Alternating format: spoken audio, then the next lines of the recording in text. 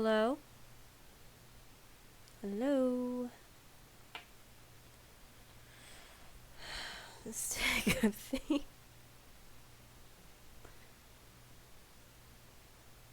Hi, Bambi! Awesome. I need to turn this down a little bit.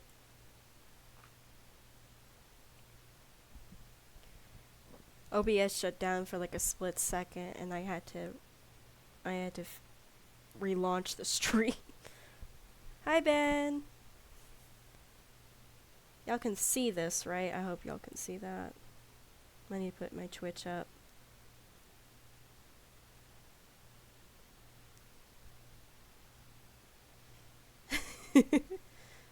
There we go. At least the bot's working. Yeah. So yeah, everything is up. Okay. So the surprise is I made a bot. I made scenes. I made Ben, Bambi, Jazzy mods. I was working my ass off. Hi, Duck. I haven't seen you since Bambi's stream.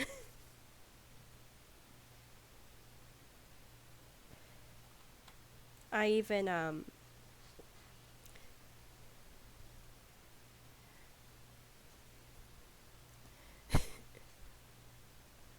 4 people in the chat. Awesome. That thing works.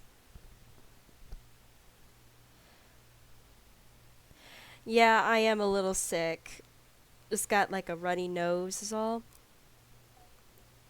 I assume I do sound a little off.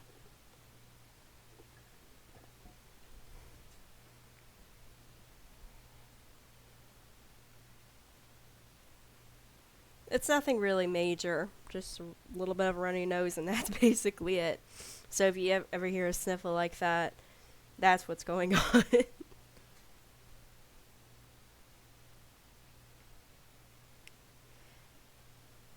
But yeah, Bambi, I don't know if you heard me, but you watching without audio. Oh, that's what's going on.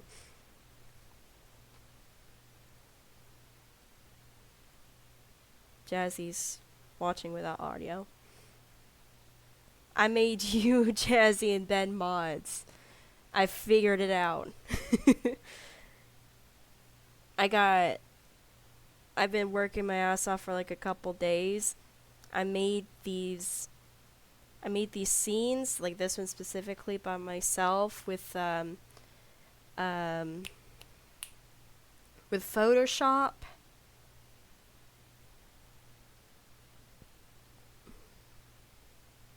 I got me some scene transitions. Paid off. Yeah, I guess it is. I figured out how to put the chat on the screen, and I'll show you the rest of the stuff in a little bit. Transitions. Just a sec, hold on. I'm gonna show y'all something I've did. I think it's 8-ball, and you ask a question, and I made the replies that the 8-ball will make myself. Am I going to make it through this stream without losing my mind?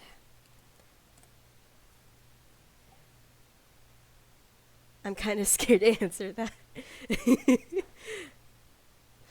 Yeah, I made the responses from the 8-ball myself, just for a fun little detail. I made the welcoming to the stream for everybody. I made the what else did I make?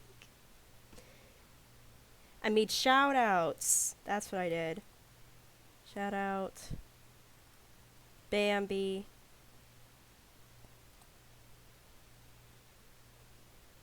There we go. And I made the Discord.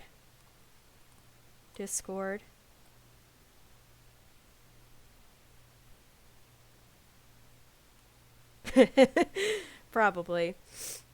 But I've already lost my mind trying to do all of this. So I made the BRB, which you're going to see the transition.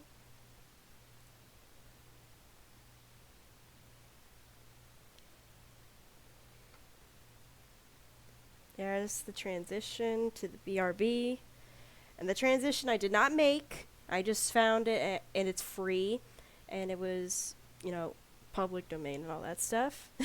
Thank you. I got the ending stream. Got a credit roll. Chat again. And I'll show the main in a minute. I'm gonna have to put the game up first.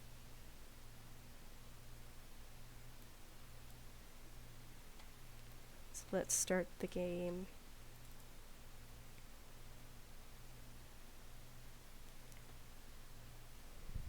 Thank you.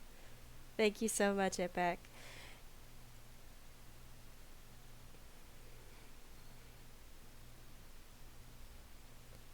Yeah, I'm launching the game right now.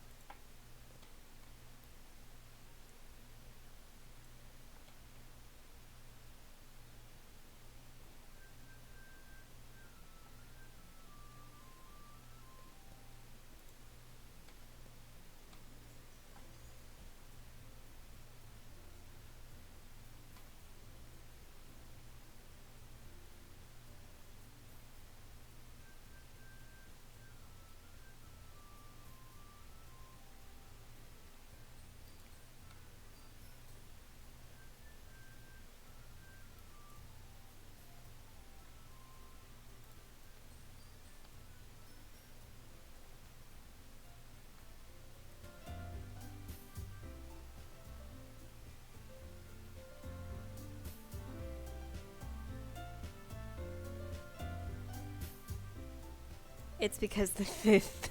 It was because the song was off. I'm gonna try and put things together before we start.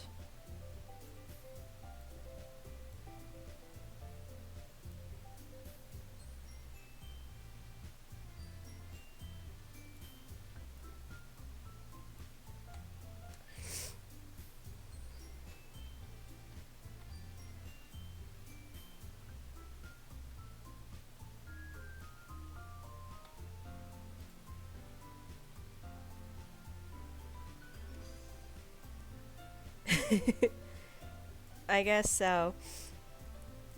Shit, I gotta fix that. I fixed it earlier. I don't know why it's not staying where it's supposed to be.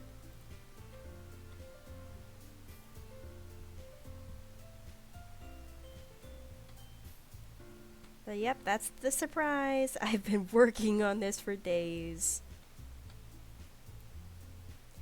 And this ain't even the exact thing I want. I'm proud of it, of course. Took me like forever. Lots of trial and error. Lots of me losing my mind. Thank you, Bambi. Thank you, Ben. Thank y'all. I appreciate it. Turn up my voice. Am I too low?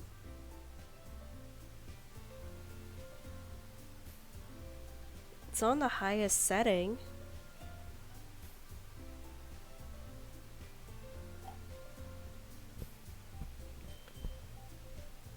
Hello?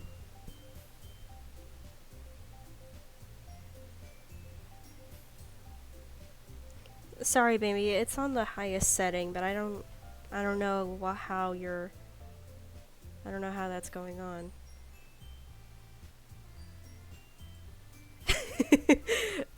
I'm gonna tell you, Ben, I got this just by watching tutorials on YouTube. I am not that much of a computer whiz.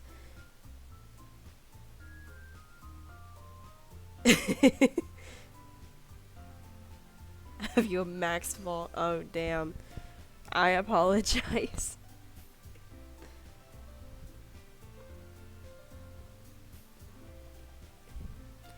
This ain't, I am proud of this, of course, but this ain't gonna be a permanent thing.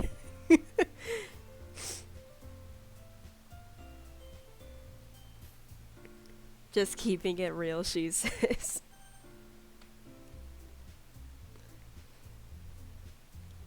This is gonna be for the time being until I get, the actual overlays that I do want. Like, for example, the two little signs on the bottom with the heart and the clock. I originally just wanted to be like little signs that little adorable voodoo dolls were struggling to hold up, but I can't do that. So I just went for that for now. All of this is just temporary. But it makes it more aesthetically pleasing.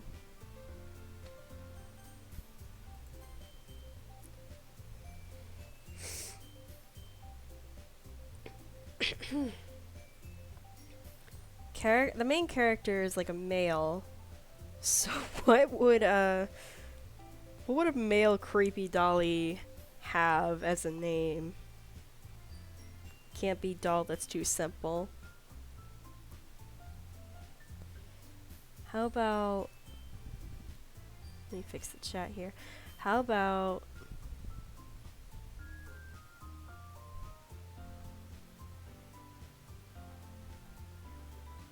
they always address the character as he.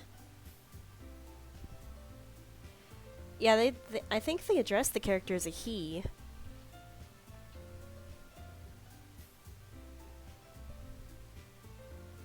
But it won't appear on VODs.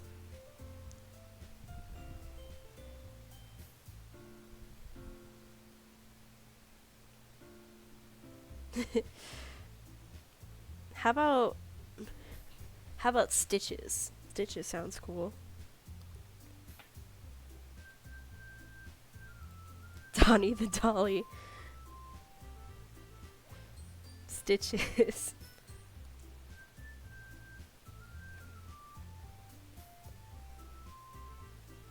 Yeah, let's go for Stitches. Donnie's really good though. I like Donnie, but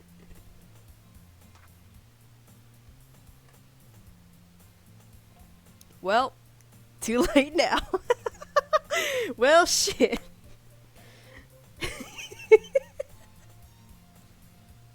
It's too late now. Rip.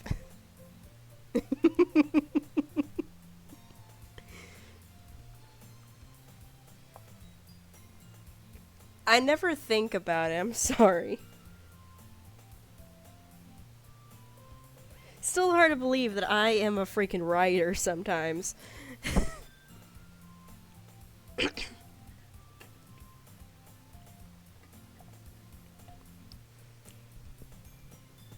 Hey!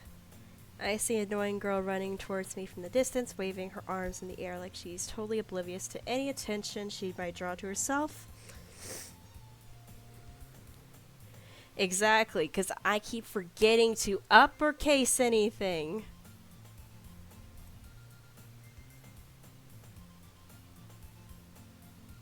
My grammar ain't that good either.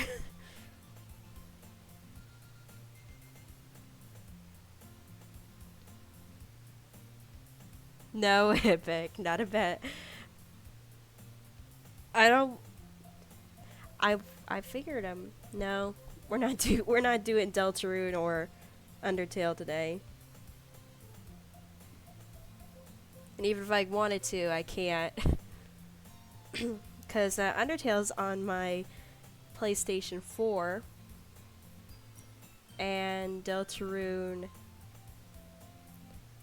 would just ruin my voice for it. Plus, I'm sick. So, that's not good. That girl's Sayori, my neighbor and good friend since we were children. You know, the kind of friend you never see yourself making today, but it just kind of works out because you've known each other for so long. Do I? I mean, everyone said that I do good voice acting, I guess.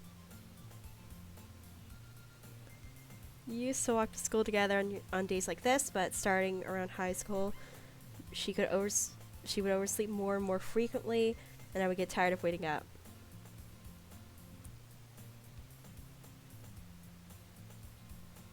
Oh, that's sad.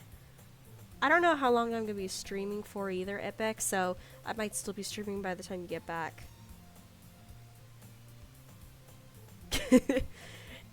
No, no dad jokes. But if she's going to chase me after this, I almost feel better off running away. However, I just sigh and idle in front of the crosswalk and let Sayori catch up to me. I overslept again. But I caught you this time.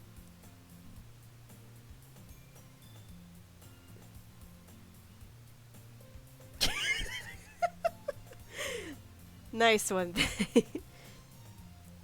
Maybe, but only because I decided to stop and wait for you.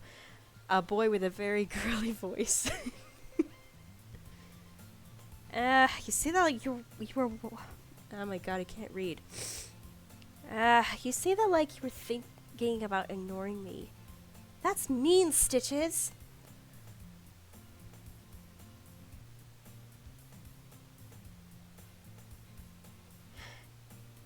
He's playing a joke that I said, don't do dad jokes here.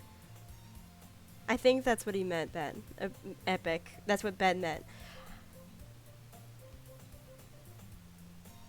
My mind's in 20 other places at once. I am sorry.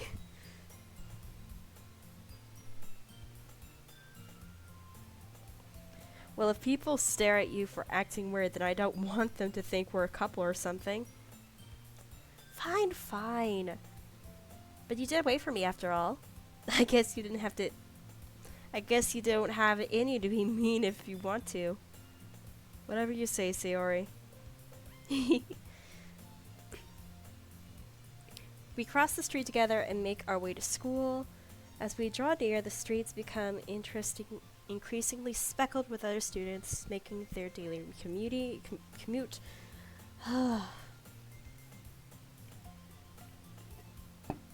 Maybe I shouldn't have streamed today.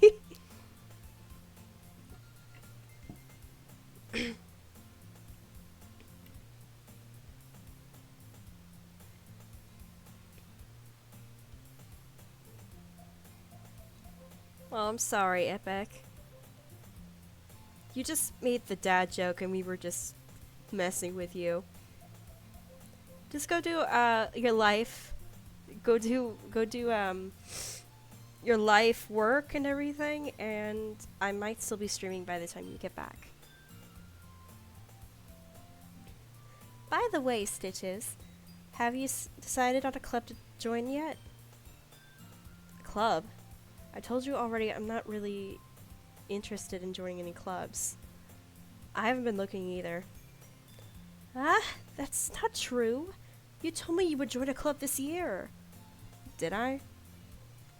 I'm sure it's possible that I did, in one of our many conversations, why I dismissively go along with whatever she's going on about. Sayori likes to worry a little too much about me, when I'm perfectly content on getting by on the average while spending my free time on games and anime. Relatable, I guess. Uh-huh. I was talking about how I'm worried that you won't learn how to socialize or have any skills before college. Your happiness is really important to me, you know. And I know you're happy now, but I die at the thought of you becoming a NEET in a few years because you're not used to the real world. You trust me, right? Don't let me keep worrying about you. Alright, alright. I'll look at a few clubs if it makes you happy. No promises, though. Will you at least promise you'll try a little? Yeah, I guess I'll promise you that. Yay! Why do I let myself get lectured by such a carefree girl? More than that, I'm surprised I even let myself relent to her. I guess seeing her worry too much about me makes me want to ease her mind at least a little bit, even if she does exaggerate everything inside her head. Oh, Doki Doki is not the only thing I'm doing tonight. I have this game called Lily's Well. Never played it before, but I heard it's really good. So maybe like So maybe like after like an hour or so, I can just switch to that.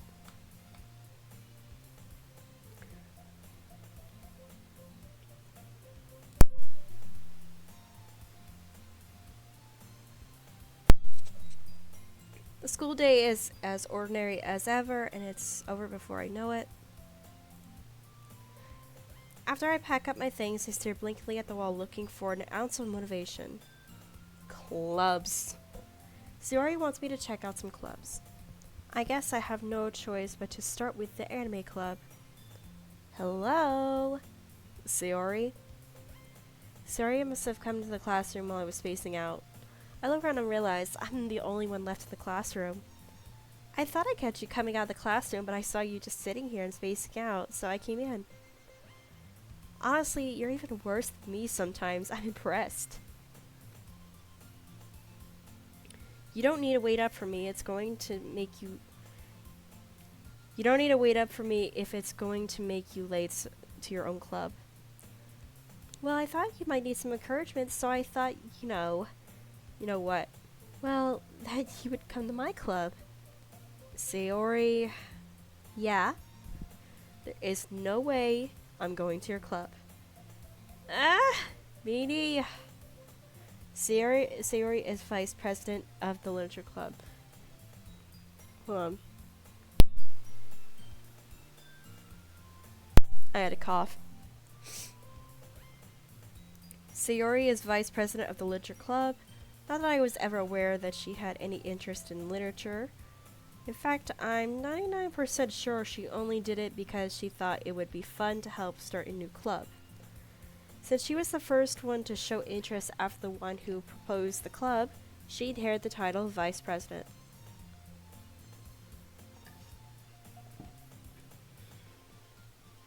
That said, my interest in literature is guaranteed to be even less.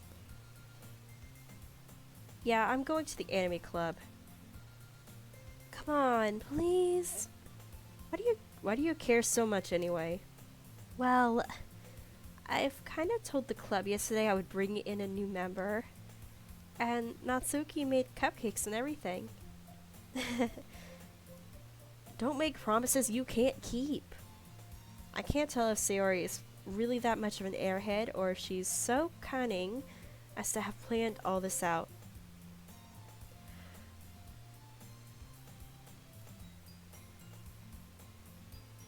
Actually, hold on. Ben, are you still there?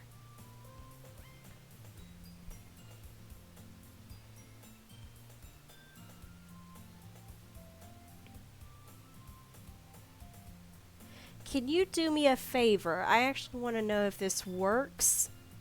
And I also completely forgot about it till now. Can you unfollow and then follow back? I want to see if this thing pops up on the screen.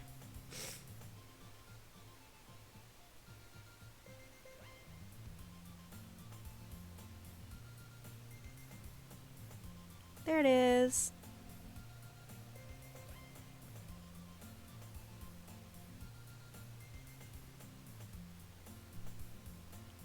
Then the boss gaming has accepted their fate. Yep. It is awesome.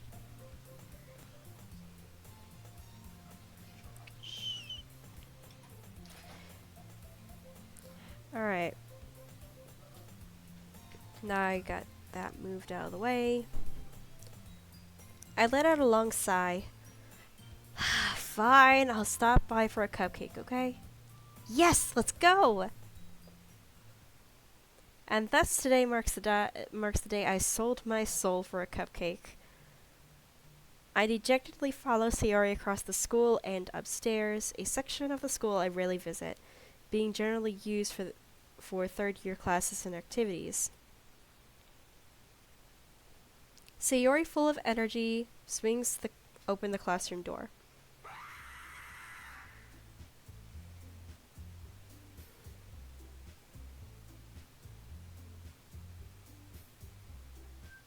I did not think that thing was working.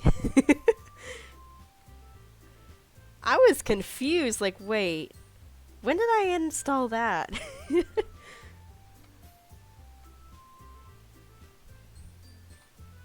That thing works? Hold on.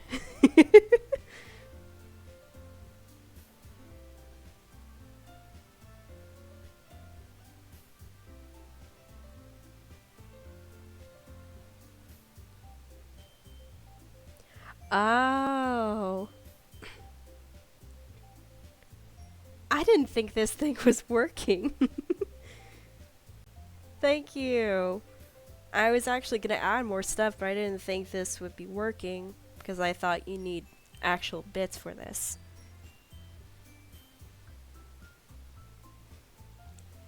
Hi, Jolteon! Spooky month indeed. It's a good thing that thing is working now. At least I knew it's working now. I might need to add a more scarier sound for that, though. But thank you for showing me that works, Ben. Everyone, the new member is here. I told you don't call me a new member. I glance around the room.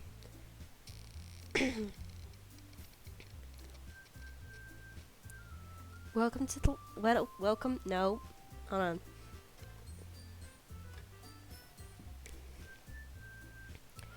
Welcome to the Literature Club. It's a pleasure meeting you. Sayori always says nice things about you. Seriously, you brought a boy? My voice cracked for a sec. Hold on. Way to kill the atmosphere. Ah, Stitches, what a nice surprise. Welcome to the club. All words escape me in this situation. This club is full of incredibly cute girls. What are you looking at? If you want to say something, say it. Sorry. Natsuki. The girl with the sour attitude, whose name's apparently Natsuki, is one I don't recognize. Her small figure makes me think she's probably a first year. She is also the one who made cupcakes, according to Sayori. There she is. It's the waifu.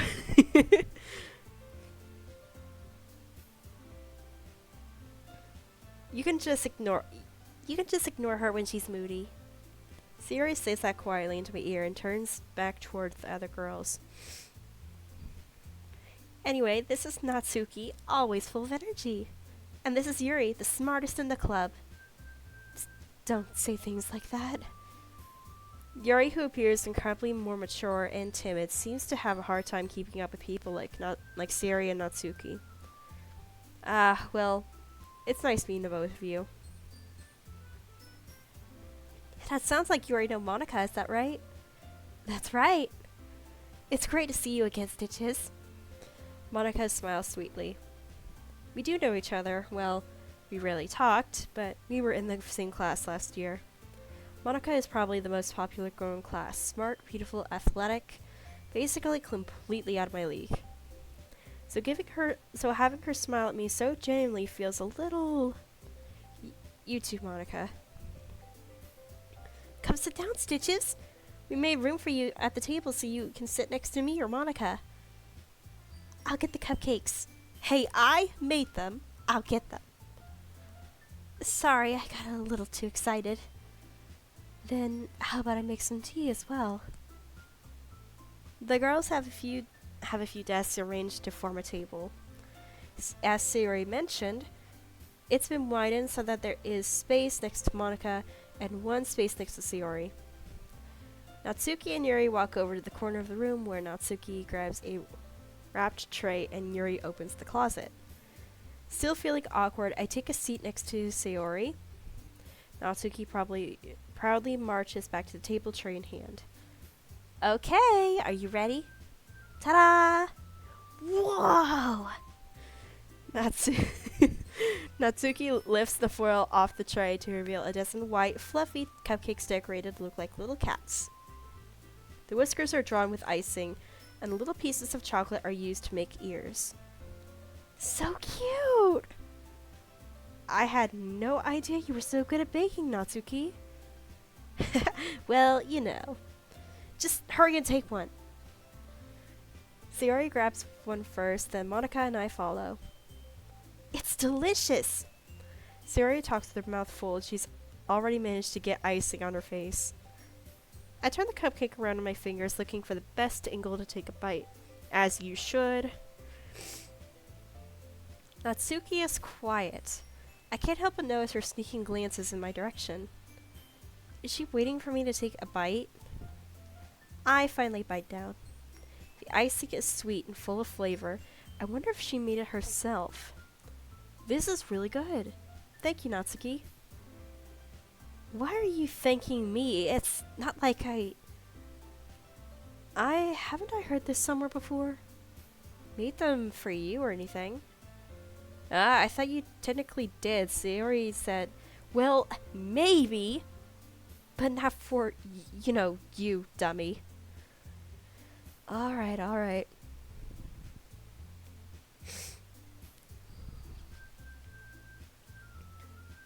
This is not how I want Natsuki to sound, but I can't go any higher. Not right now, at least. Because if I go any higher, I'm going to start coughing.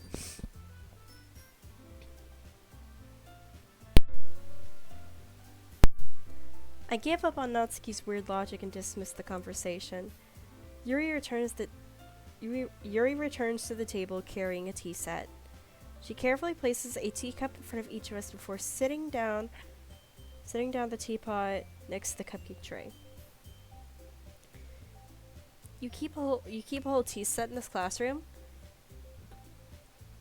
Don't worry, the teachers gave us permission. After all, doesn't a hot cup of tea help you enjoy a good book? I guess. Shit. Don't let yourself get too intimidated. Yuri's just trying to impress you. That's not... Insulted, Yuri looks away. I meant that, I believe you. Well, tea and reading might be a pastime for me, but I at least enjoy tea. I'm glad. Yuri faintly smiles to herself in relief. Monica raises an eyebrow, then smiles at me. So...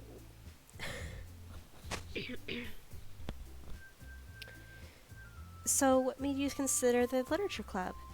I was afraid of this question. Something tells me I shouldn't tell Monica that I was practically dragged here by Sayori.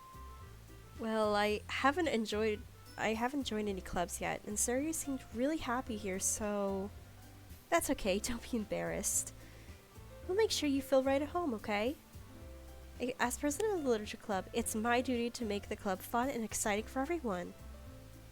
Monica, I'm impressed. How come you decided to start your own club? You should probably be a board member for any of the major clubs. Weren't you a leader of the debate club last year? Well, to be honest, I can't stand all the politics around the major clubs.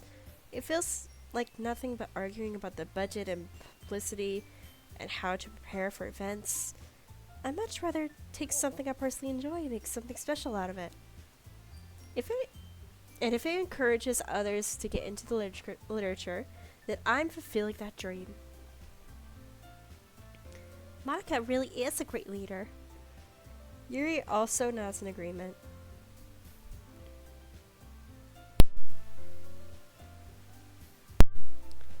I probably shouldn't be doing a lot of reading while I'm sick.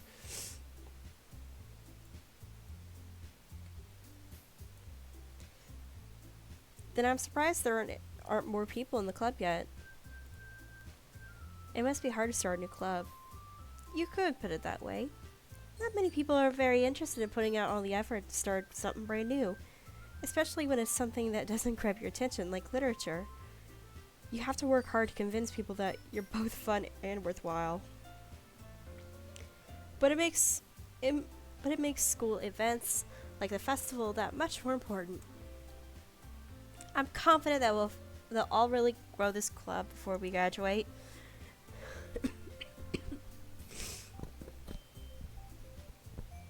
Right, everyone? Yeah. We'll do our best. You know it. Everyone enthusiastically agrees. Such different girls, all interested in the same goal. Monica must have worked really hard just to find these three. Maybe that's why they're all so delighted by the idea of a new member joining. Though, I still don't really know if I can keep up with their level of enthusiasm about literature. So, Stitches, what kinds of things do you like to read? Well,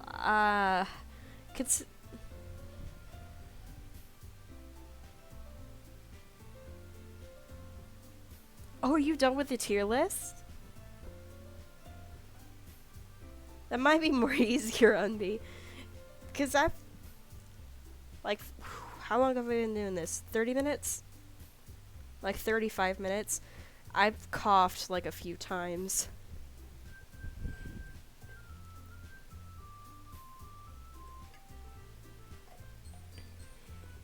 $38. I guess the clock's a little off. Oh well. But for sure, if you want me to go ahead and do one of them, just send one of them to the Discord, either one you want, and we can start doing that instead.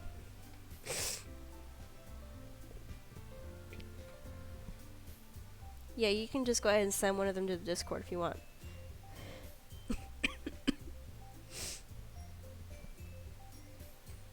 Let's save.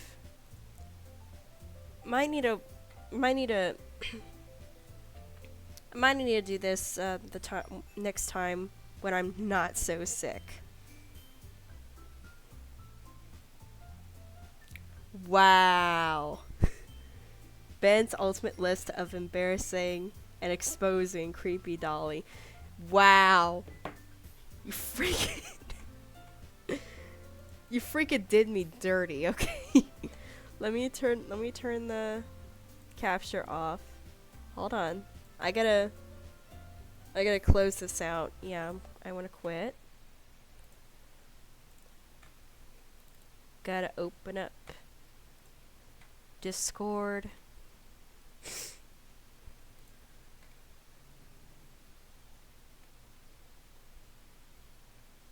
That's alright. I'll probably just do the one of the couple that's on the top. Let me put... Yeah, visit.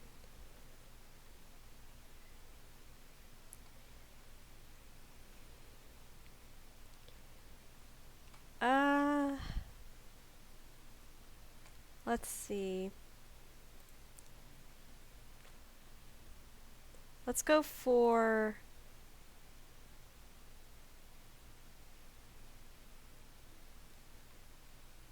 Is the preference in characters done?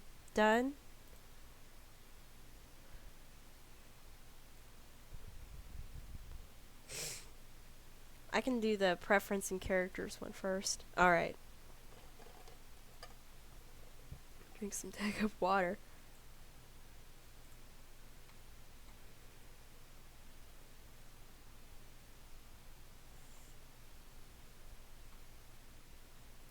Okay. Let me...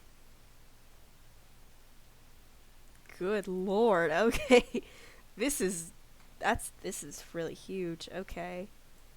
Let me try and put this... I know.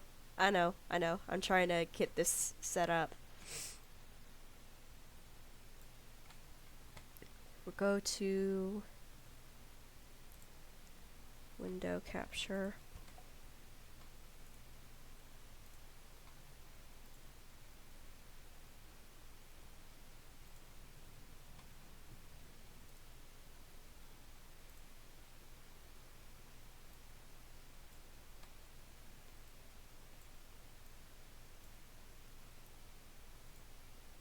Trying to fix this a little bit. It's fine, it's going to cover up the ad.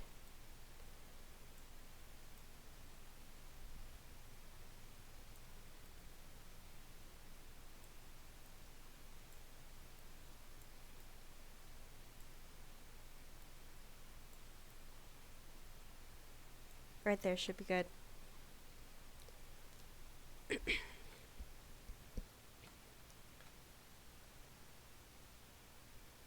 It's gonna be silent, so I'm gonna have to put something up. Let's open some YouTube.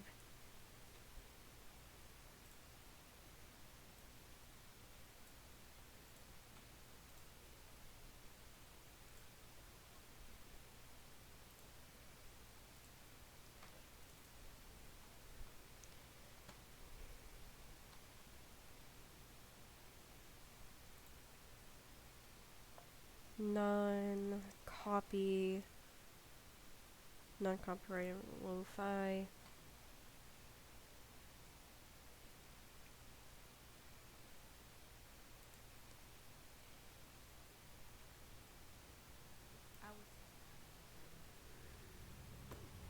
Yoga helps me be fluid, smooth. It's a freaking ad. Get that one more ball back in. US Cellular Prepaid's amazing Ads, plans ads, just ads, hold and up more under the ads. spotlight. They shine, like getting. There you go.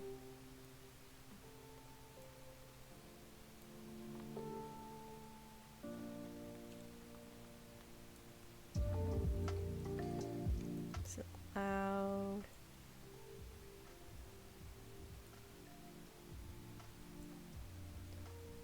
I think that should be good. Alright. I'm gonna lock that down.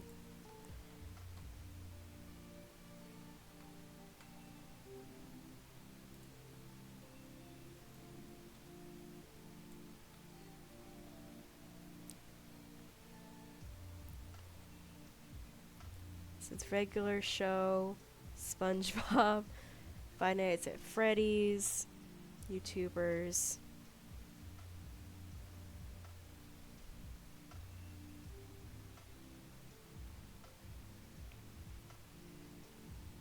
Turn it up a touch, yeah.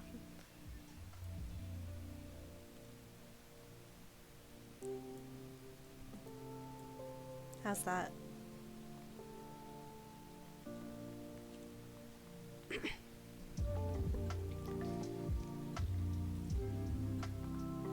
Scroll to the right side. Yeah, I think I can, yeah, I know I can do that. It just looks really close up because it's covering like 2 ads on each side.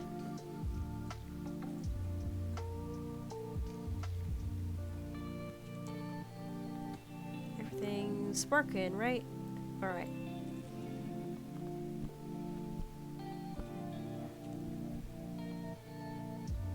Supposed to click on who I pick, right? Or is it?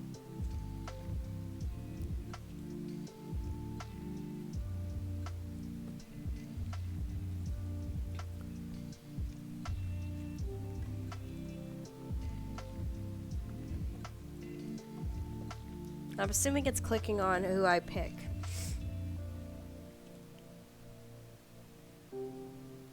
I drag him to the next box, okay.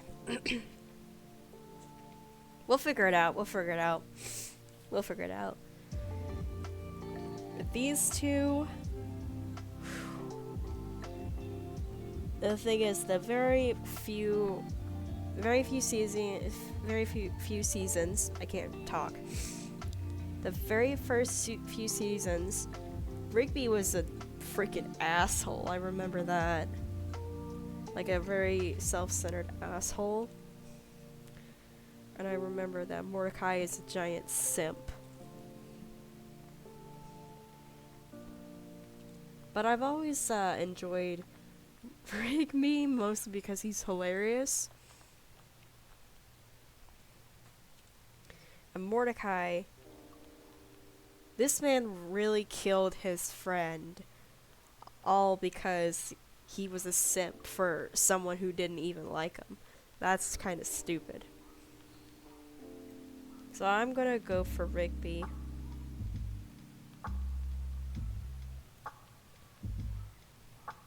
So that's how it works.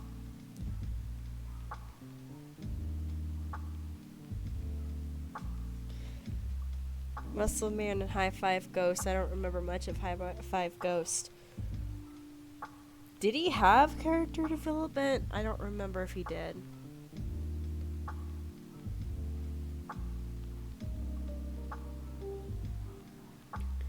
I didn't remember Muscle Man's storyline. Like he had a girlfriend named Stella, and after a while he stopped doing the shirt, taking off his shirt and waving it around, doing the woo. And he still does the my mom jokes. But he did to a degree. See, when I was watching a regular show, as a kid, I didn't see much about High Five Ghost at all. Oh shit. Actually, hold on. I gotta change the name. I have to change the stream information. I forgot about that.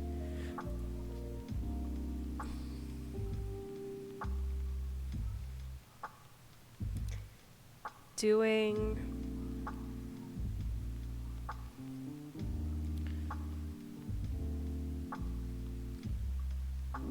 character.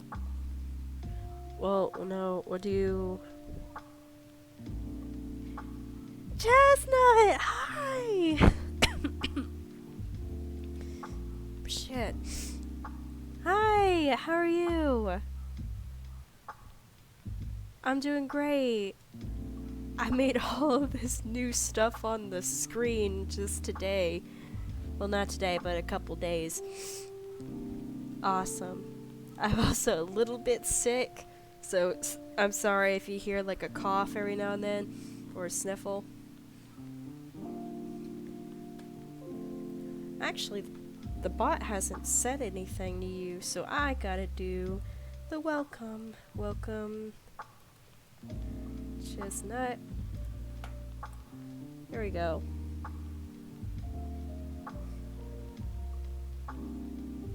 I gotta fix the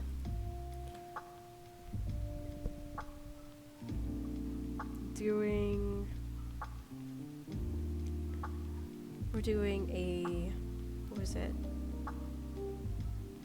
Would you rather bracket fight? We'll do a what's it? Bracket fight.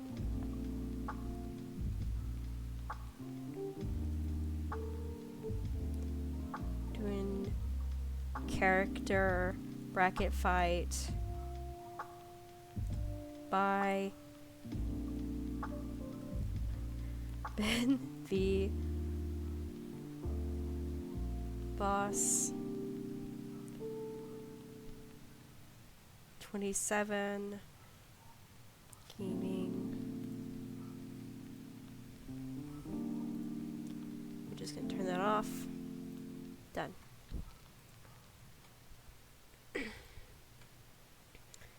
But how are you? I haven't seen you in a while.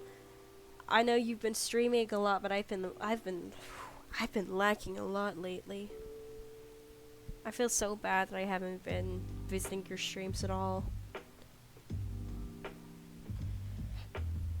I'm gonna go for Muscle Man because he had more character development than High Five that I remember.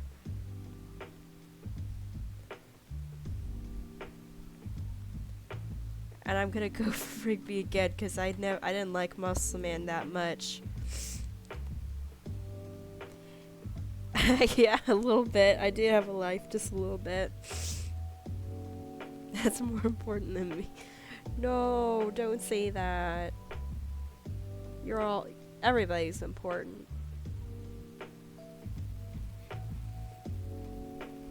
I guess.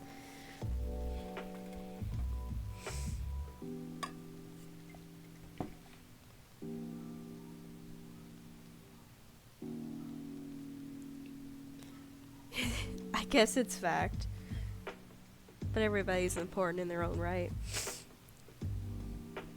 Eileen and CJ. I liked CJ. I also liked Eileen.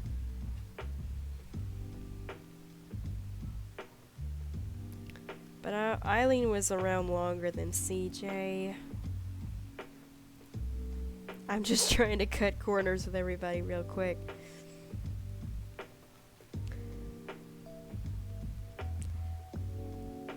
Benson and Pops. Oh yeah, what we're doing, Chesta, is we're doing a bracket fight.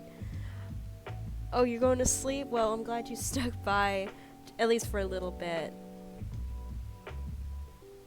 I hope you sleep well. Hopefully I'll visit your next stream, if I'm not too busy. Keep explaining, okay.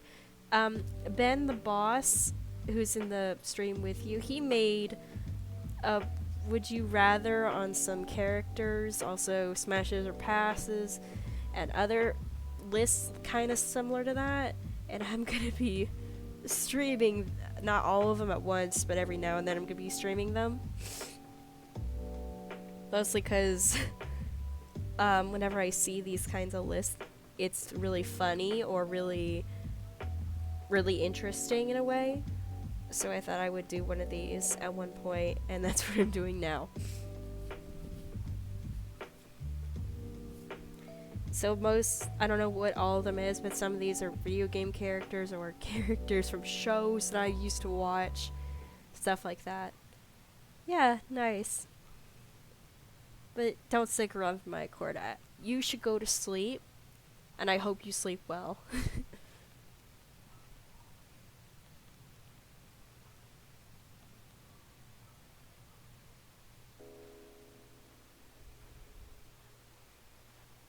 Thank you.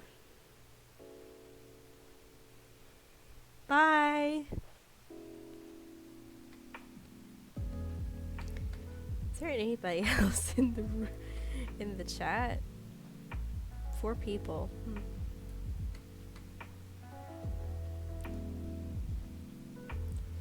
I didn't like either of these at the beginning of the show. Mostly because I thought Pops was kind of annoying. He grew on me, of course, he grew on me. But in the beginning, I thought he was annoying. And I thought Benson just being overly mad at everybody, at Mordecai and Rigby specifically. I thought they were funny. Maybe they're just lurking right now. Which is fine. I liked Benson more though, because I thought he was funny when he got really mad.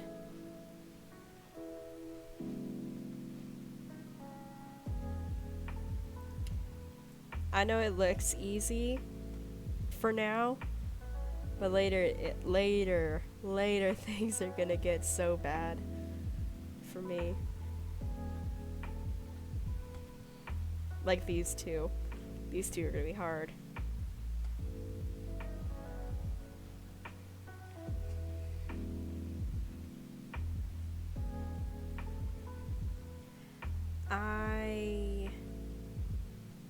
I don't know, cause Benson. Scroll to the right. Okay. That's as far as it can go. Oh. Hold on, maybe I need a... No, that's as far as it can go. What the hell?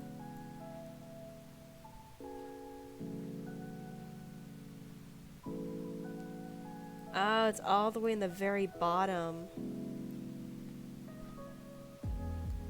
Yeah, that's even worse. Uh-oh. I'm in danger. Okay, let's go back over here. Let's just go back over here.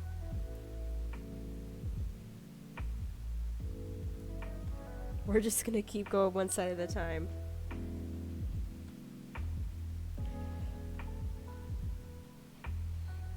Benson was always valid, though.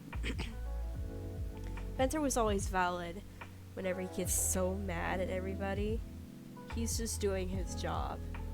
And Rigby always actually does slack. And Rigby, again, was a giant ass. So I would as a kid, I liked Rigby more, mostly because things he does is fun and funny.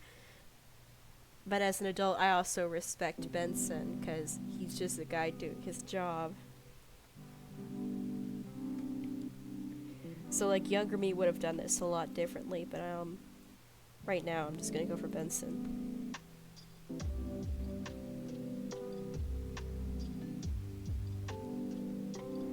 Skips is automatically going next. Cause I don't know, I never really liked Margaret at all. And Skips is always like one of those characters that knows everything and is like the cool friend that knows when shit is going down and knows how to help and stuff like that. Benson in the lead, damn. He'll lose it. He'll lose it. I know he'll lose it. But Skips automatically goes above Margaret. Have you lost Medicaid or CHIP? At Dadgummit, healthcare.gov, ads again. 4 out of 5 customers can find a quality plan for $10 or less per month with financial help. Enroll in a plan today at healthcare.gov. How do I let me find one that doesn't have ads. It's no ads.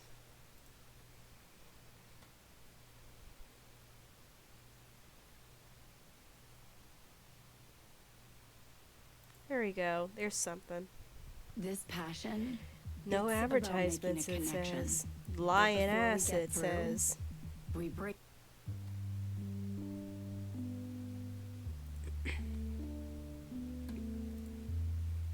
Benson in the lead.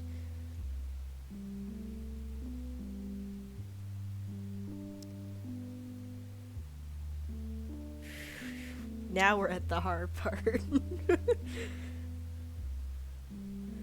Plankton's a fantastic villain. I love Plankton. And Patrick's always has these incredibly funny moments, especially in the early SpongeBob days, like the golden age of SpongeBob, I guess. He was so funny and always really stupid, but you know. Plankton's a menace, and menaces are really great. He done the most craziest shit that you cannot.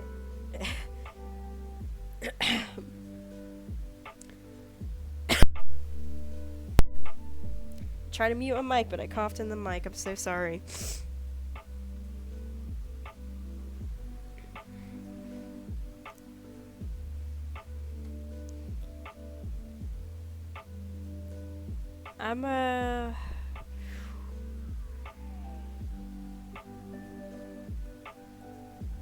I like Plankton a lot.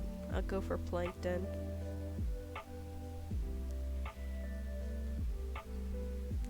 Skips. No. Oops. No. Actually. I like Plankton a lot more than Skips. Damn. SpongeBob automatically learning a lot about Toledo. I guess. Giant learning curve.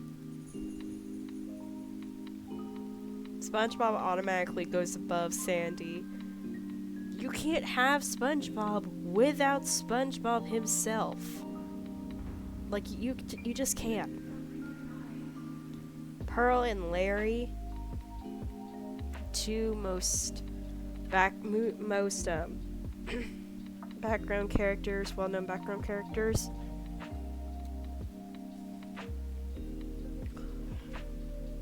I never understood about Pearl until I became a teenager myself. But, Larry, I don't know. From what I remember about Larry is that he likes to lift weights all the time, and also that episode of SpongeBob going to the beach and pretends he's a lifeguard, or him ripping his pants at the beach and stuff like that. I don't think we see Larry all that much that I remember. Nowadays, during the new SpongeBob episodes, I have no idea. I stopped watching SpongeBob after the 10-year anniversary, I think. The thing is, SpongeBob came out on my birth year, so it's the same age as me. So I'll go for Pearl. And of course, SpongeBob automatically trumps Pearl. Now there's the conundrum. Is SpongeBob or Plankton better than the other?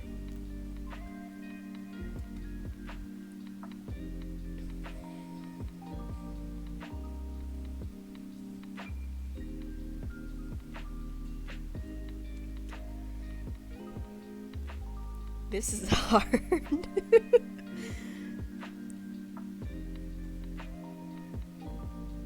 I always root for SpongeBob a lot more than Plankton, because he always does the most wackiest things to save the Krabby Patty streak formula and everything. And SpongeBob is like the most iconic character of all time. He, like, any character from SpongeBob himself trumps them. And I gotta do SpongeBob again. Because I do respect Benson, but again, Benson would be like Mr. Krabs compared to SpongeBob. Not because, like, he's money hungry, greedy, or whatever, but like, have you ever seen those episodes of Mr. Krabs saying, "SpongeBob, do this or you're fired," and stuff like that? That's kind of Benson energy.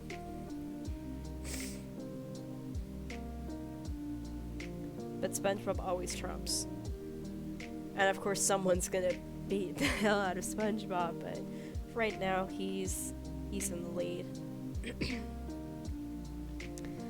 Oh no, the Five Nights at Freddy's crew.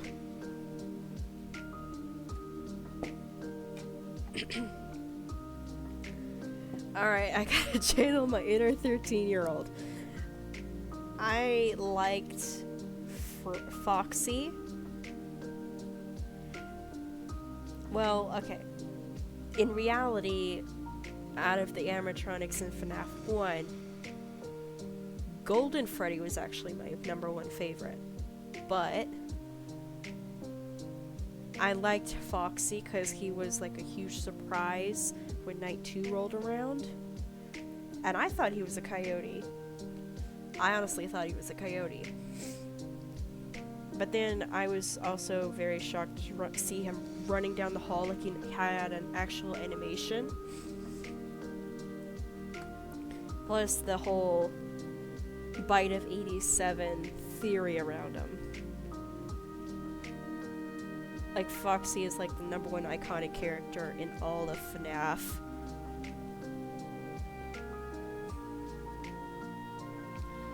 These two. Chica actually freaked me out a lot more than Bonnie. Believe it or not. Like, in one camera, she had her head lowered down and she was looking up at the camera. That one kind of freaked me out just a tiny bit. No, it's not. I couldn't do it. I tried reading Doki Doki and I started coughing a few times. And I just couldn't do it. I probably have to do it when I'm no longer sick, so I don't have to cough into the mic.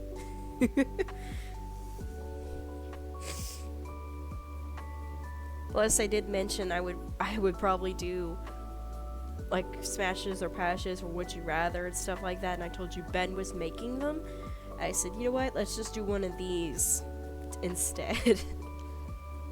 Because I can't, for the life of me, make voices without coughing. And I feel so bad.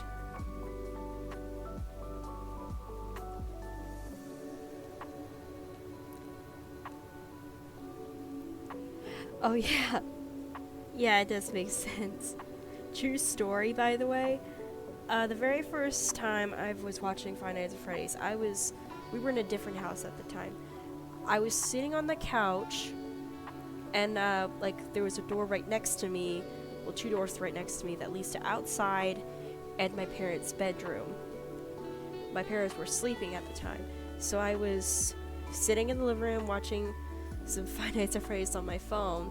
Then all of a sudden, in the corner of my eye, someone was walking, like, up to me, and I almost fell out of the couch and broke my phone because my mom walked out of the room and said hi to me, and it scared the hell out of me. Because I didn't expect to see anything there.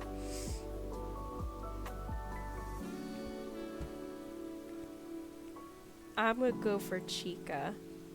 And Foxy automatically trumps Chica because he is the scariest.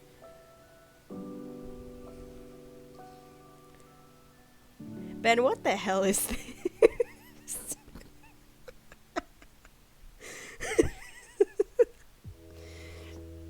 What the hell is this?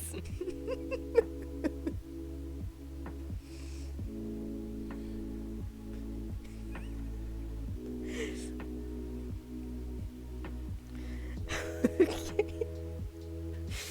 I gotta pull myself together.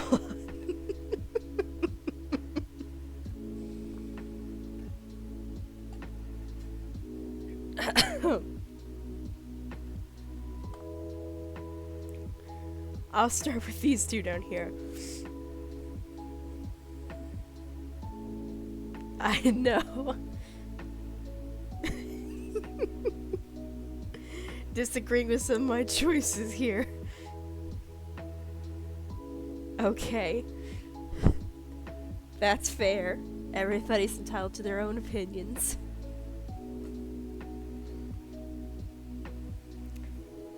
Chica and Roxanne. Design-wise, I really liked Roxanne.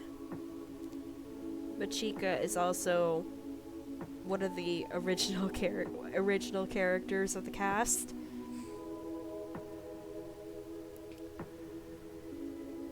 Voice-wise, I also like Chica's. The one that's jump scares me the most was probably Chica.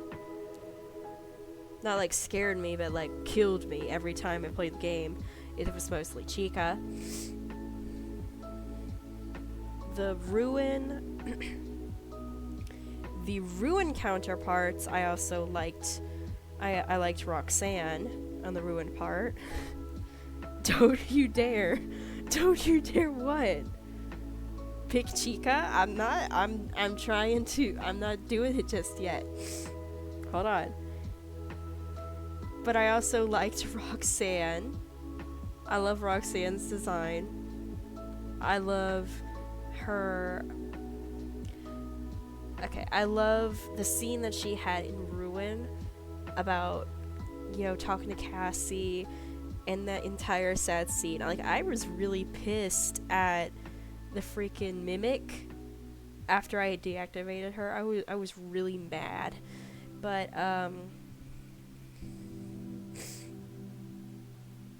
I'm gonna imagine myself. As like a. I would imagine myself as a Roxanne person, actually.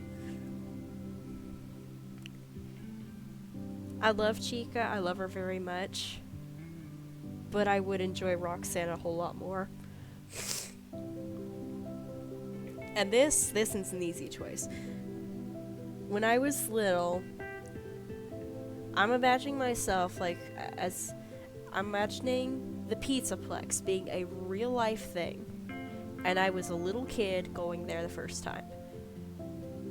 I would immediately be drawn to Montgomery Gator, mostly because when I was a kid, I didn't give a damn about dolls at all. Like Barbie dolls. Yes, Roxy. Like Barbie dolls and stuff, I didn't give a damn about any of them. I asked my mom every time, give me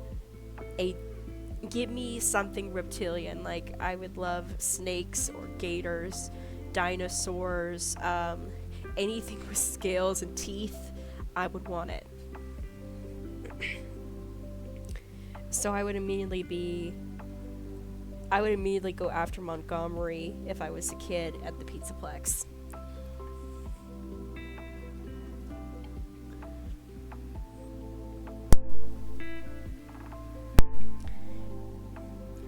And that's purely because, for the nostalgia purposes, and the Fazbear Entertainment is always, supposed to be for kids, like Chuck E. Cheese. So I would immediately be in love with Montgomery instead of everybody else if I was a kid at the Pizzaplex. Freddy, however, I love Freddy. He's like a big Papa Bear and stuff like that. I even love the prototype, quote unquote prototype. I love how he has like a stomach-like mouth.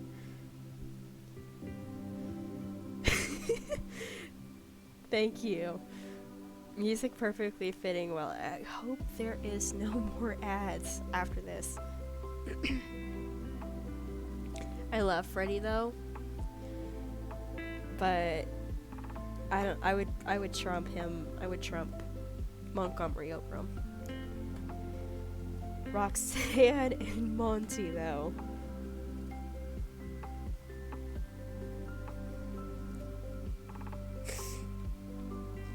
Well, I would prefer racing over golf.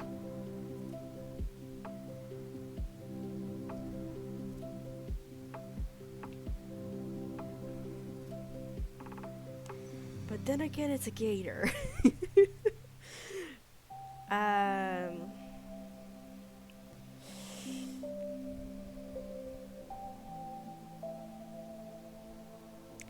love both of them a lot, though. I don't know.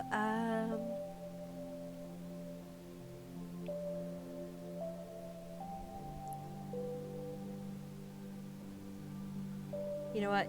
Character-wise, Monty is actually an asshole. Like, he did kill... We have no proof of it, but I'm pretty sure he did kill Bonnie. He's violent. He doesn't like Freddy. We all know he doesn't like Freddy. And, well, he automatically tries to kill Gregory and Cassie, no matter what happens. He's not even fixable like everybody else.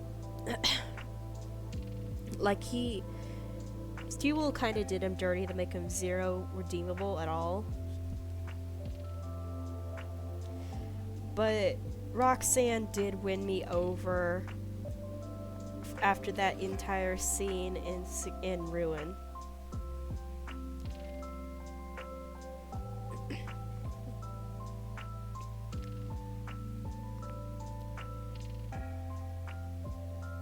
Now, Ben, you're probably gonna hate me for this one, but I think Foxy's gonna go above Roxanne.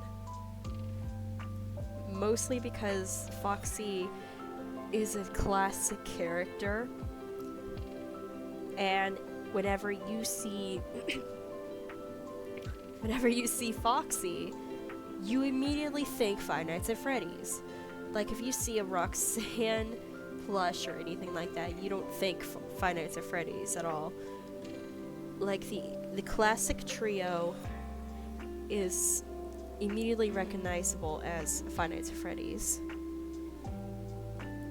So, like, if you never played Security Breach and you see, like, a Roxanne figure or anything, and don't see, like, FNAF on the packaging or whatever, you wouldn't think this is Five Nights at Freddy's. You see, you get what I'm saying, right? And also, Foxy gets tied in with a whole lot more lore than Roxanne.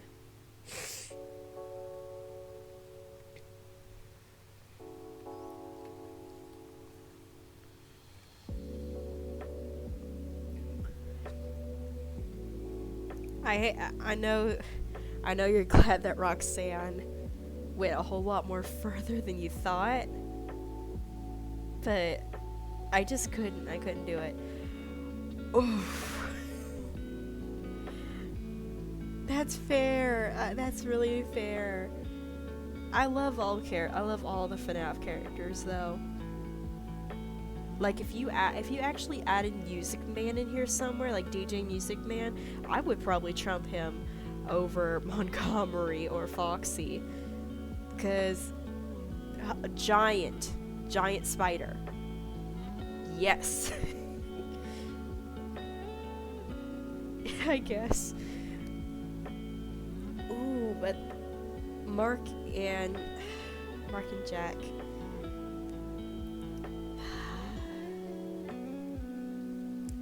Mark's automatically going over, mostly because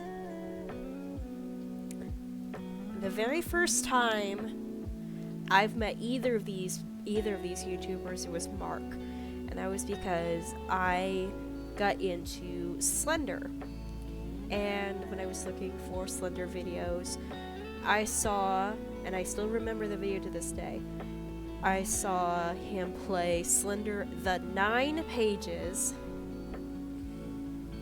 I saw him play Slender the 9 Pages, and this is like maybe a month after he started out,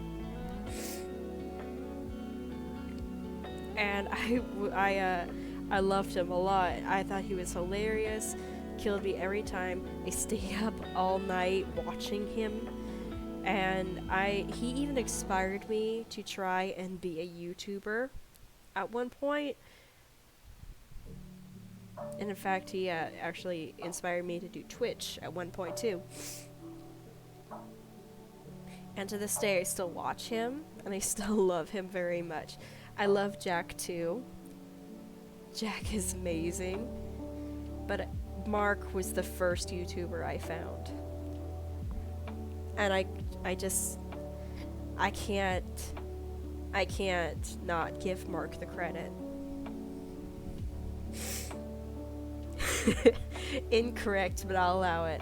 I didn't even see that until I'm done.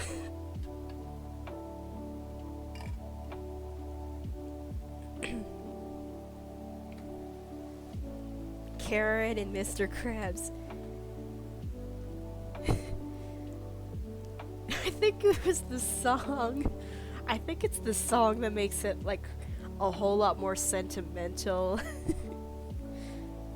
It's lo-fi to help sleep.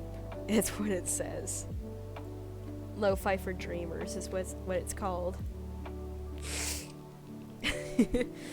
Mr. Krabs and Karen. I loved Mr. Krabs a whole lot more than Karen. Mostly because, in a way, he kind of... Well, I loved pirates. I loved pirates a lot, and he is a pirate. Well, technically, he's related to a pirate, but I would assume he is 100% a pirate. and he did confirm that he had a ship and a crew before, like a pirate.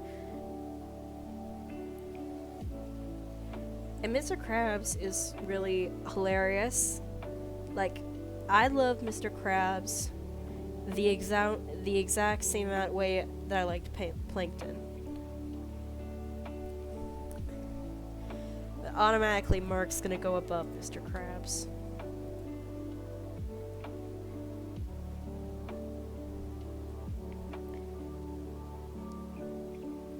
Oof. Damn. You really did me like this. You put Sonic next to Sonic ddlc. You really did me dirty, man.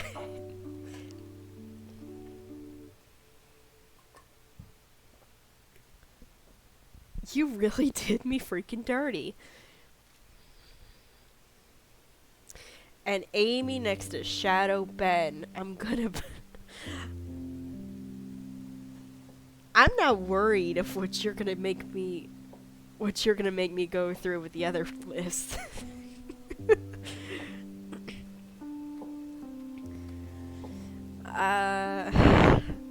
Alright.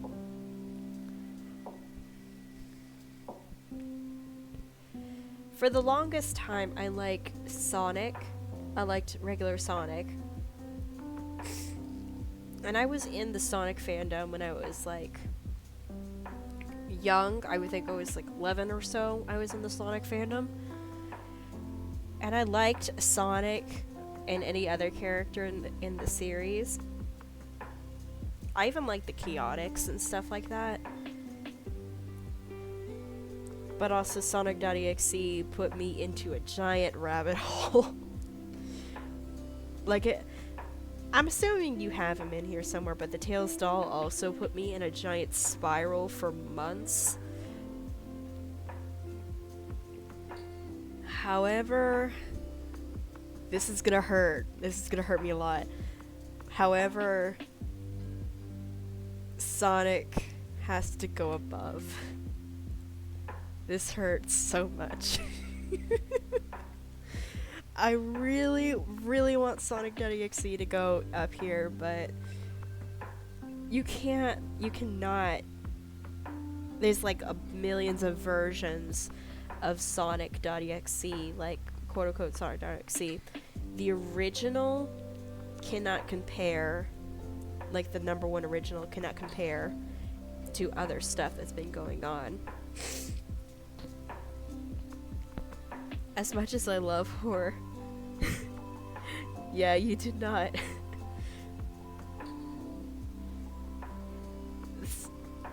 I love Sonic.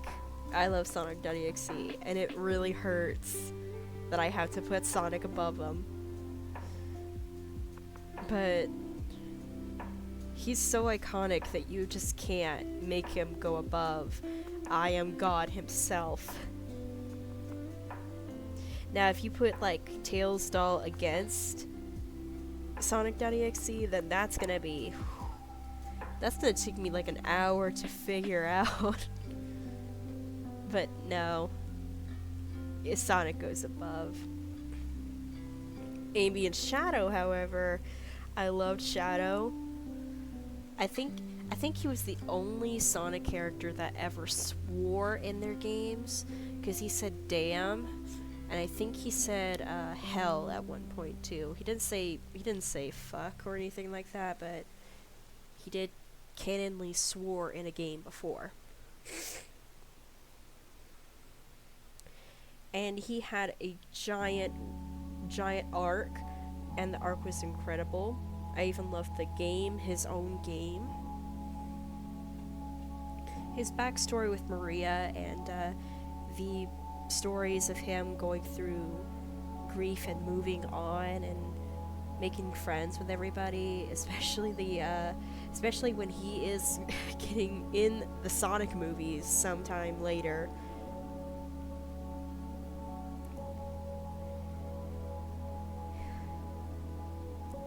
I love Shadow a lot. And Amy, I remember her starting off as one of those crazy characters that would try and be there no matter what.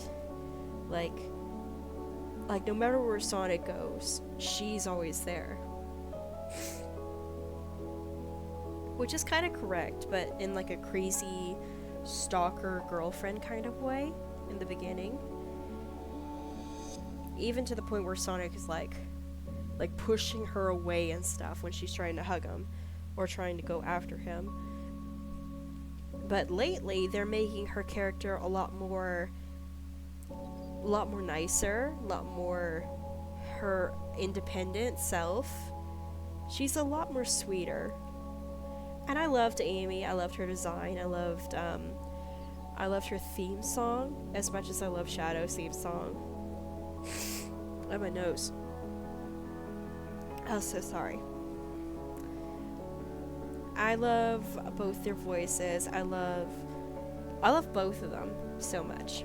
But if I have to pick, Shadow would have to trump her, mostly because his backstory just makes it all the while. I know she's part of that backstory, like she has this entire speech with him at the Ark, but Shadow had a whole lot more character development than she does, in my opinion.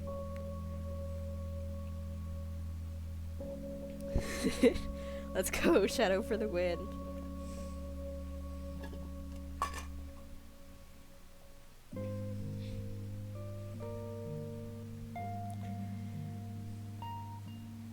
Shadow and Sonic, I love that their dynamic is, because recently I've been watching Sonic Prime. Oh, hold on.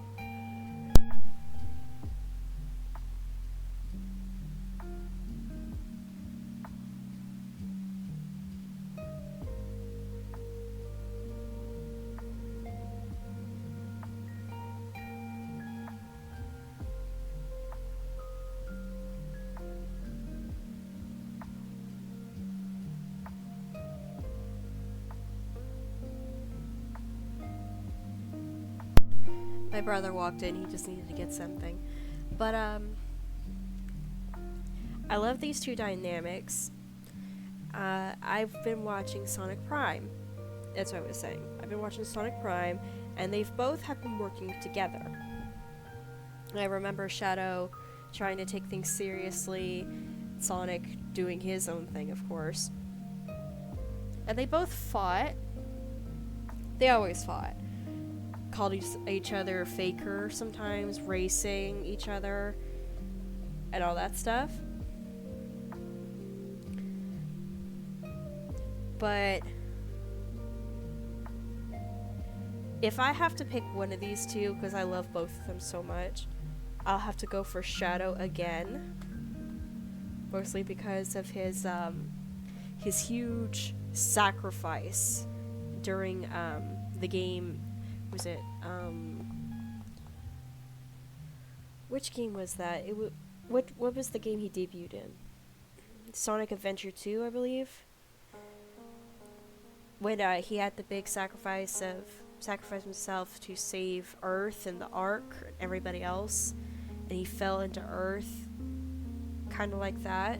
I think purely because of that sacrifice, he should be able to trump Sonic.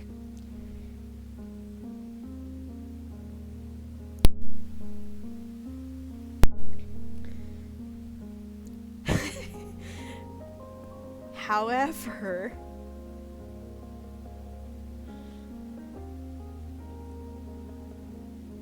I don't know. Mark's a real human being. Shadow is a fictional character. I think the only Sonic game ever that Mark played was Sonic ddlc itself. And maybe the parody versions of Sonic ddlc, but I don't think he actually played a Sonic game.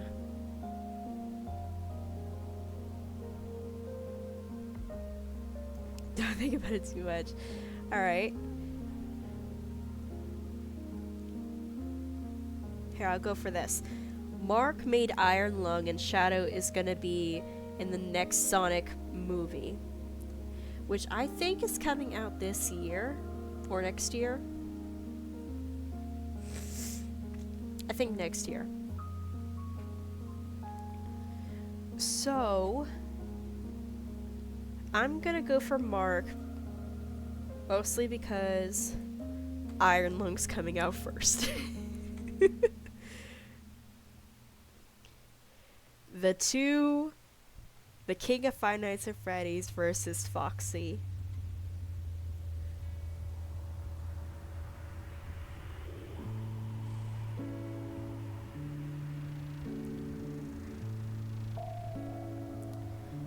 I'm gonna go for Foxy because he always is the one that scares the hell out of Mark the most than everybody else.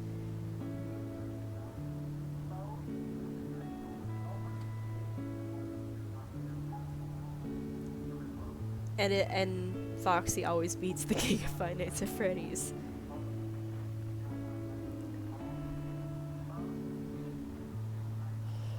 SpongeBob and Foxy.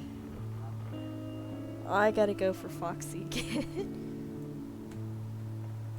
Foxy always trumps SpongeBob in my opinion. Because if you hand me like two pictures when I was a kid, right, of SpongeBob and Foxy, I would go for Foxy, even if I don't know what Five Nights at Freddy's was. Mostly because I thought this looked cool. He's a pirate. Pirates are a lot better.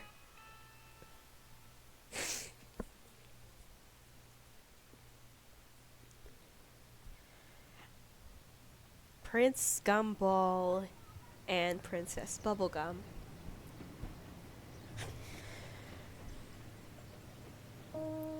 If I'm going for like the specials and Adventure Time of, you know, the couple specials that show the Fiona and Cake universe, I would probably go for Prince Gumball, mostly because PB sucks. She's the worst. She's like worse than Ice King. Because she done so much really, really bad shit. I can only name 2 good things that she's done in the show. Like that time that she saved Finn and Jake from the part guy. I forgot the guy's name. But when Radicorn was like pregnant and she was gonna tell Jake at the very end about it.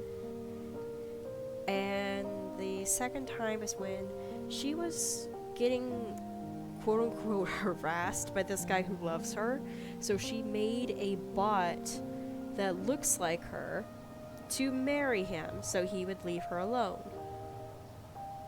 Ricardio, that's the guy's name.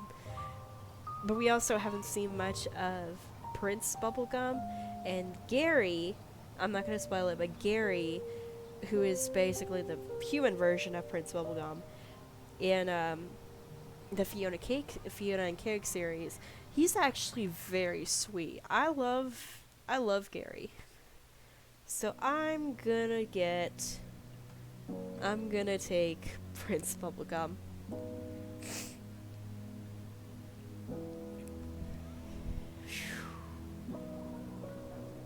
I love Marceline. I love her design. I love that she changes outfits every episode. I love that she's a singer. She got a freaking axe guitar. Like, hell yeah, I would take that if I knew how to play guitar. Very sweet, pun intended. Yes, it's intended. It's very intended.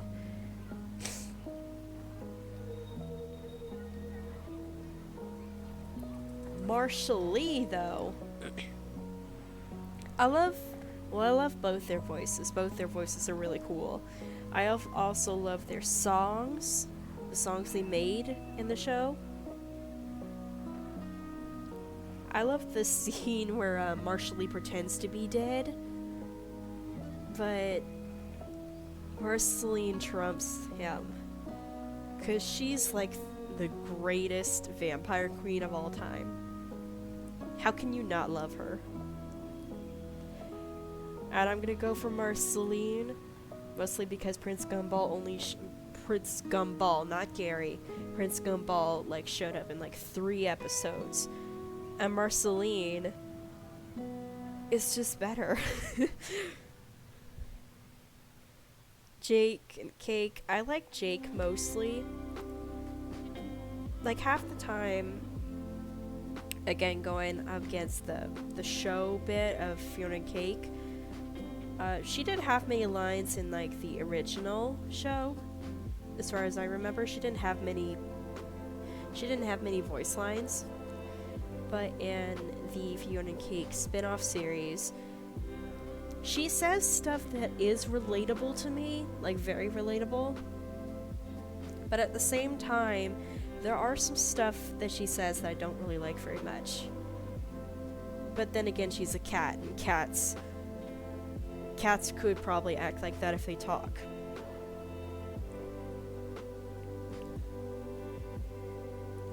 But I love Jake. Jake's funny as hell. He's funny as hell. And I don't know, I think I like his design far more than Cake's.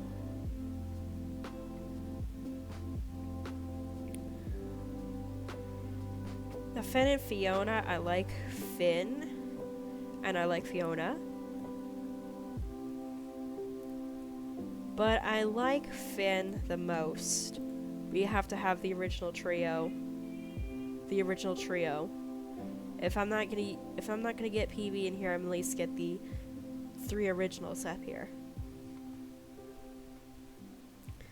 Mostly because Fiona in the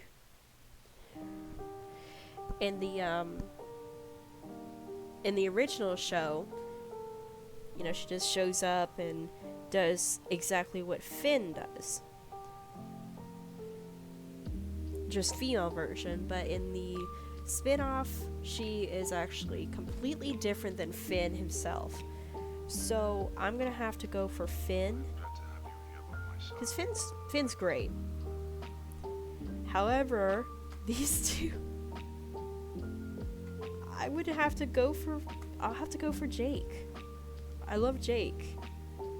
I love Jake far more than Finn. I think it's because he's a dog, and that's why.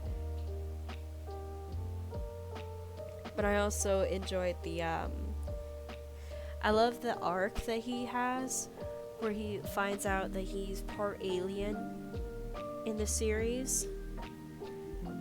Like, he all of a sudden goes blue, has multiple eyes, even finds his quote-unquote real father eventually. Even moments that he gets to be having fatherly moments with his pops, I thought that was so cute.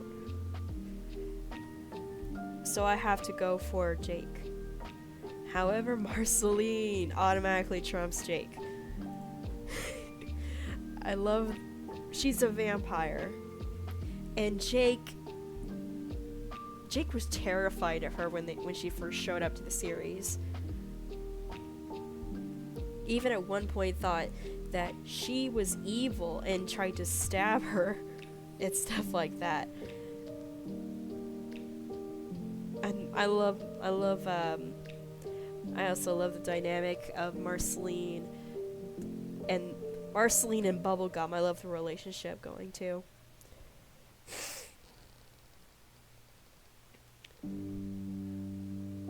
Oh, this one's hard.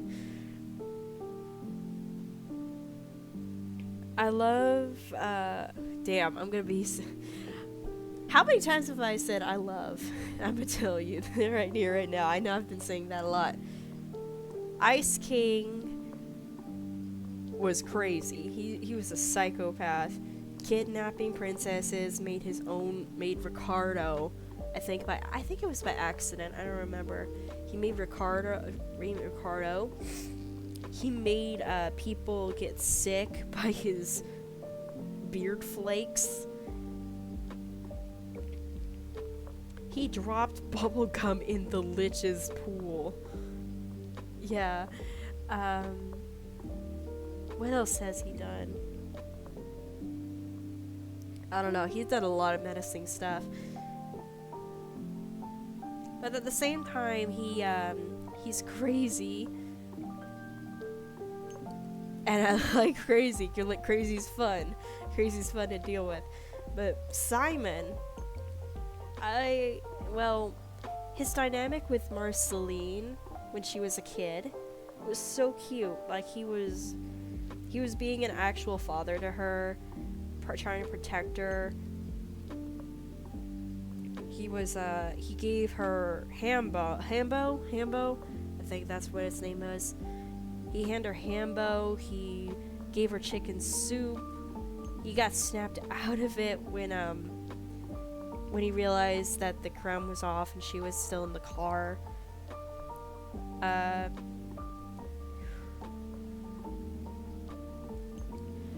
love how distraught he was when Betty became Golb in the very end of the series. And he's trying to move on with his life, trying to be himself like 1,000 years after his time.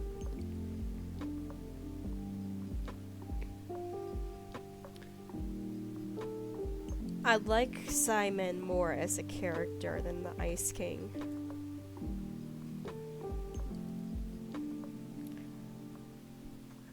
Alistair automatically. Alistair automatically.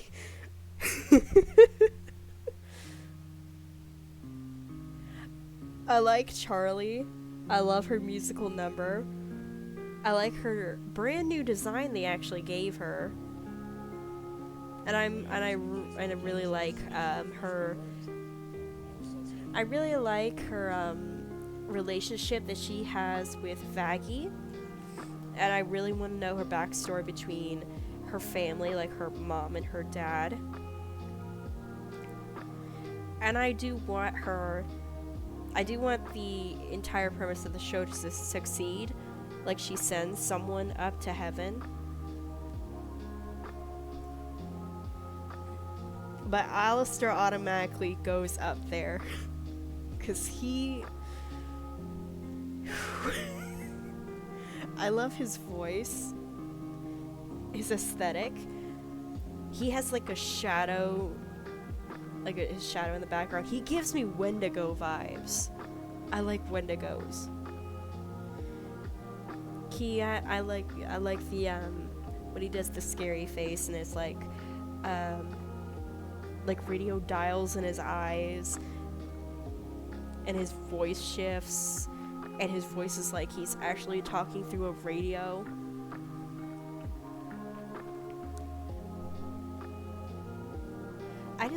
I like Alistair, and he automatically trumps Simon too.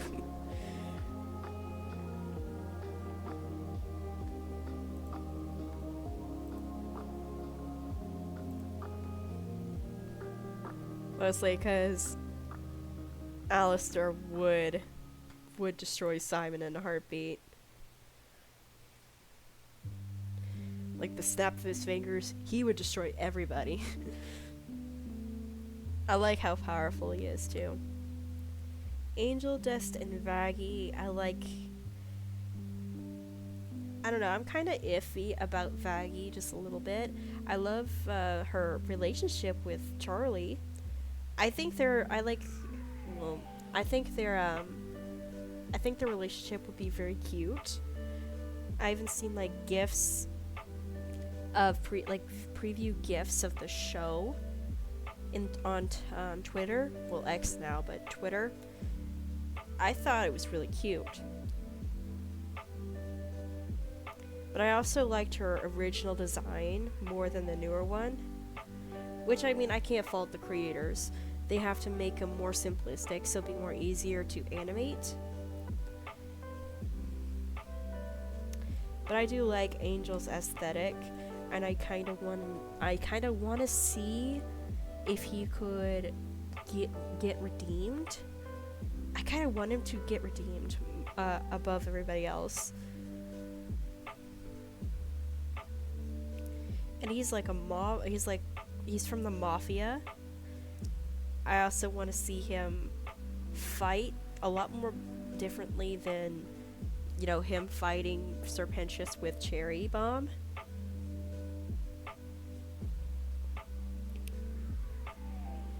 So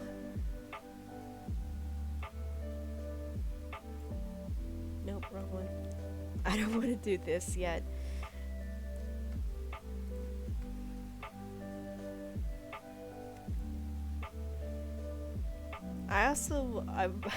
I find that that scene when Alistair asked Angel, "And what can you do, my feminine fellow?" And then Angel said, "I can suck your dick," and that freaking face that Alistair made. Ha! No, your loss. That was hilarious. I loved that scene. But yeah, Angel goes above Vaggie in my opinion, because I'm kind of iffy with her a lot.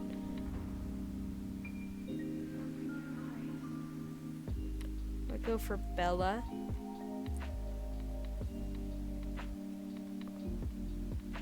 For Belle.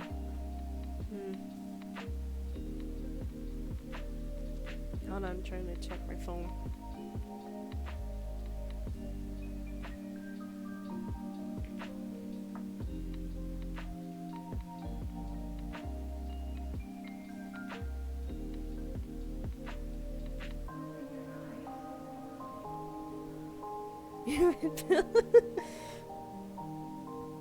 Yeah. It's Christian Stewart.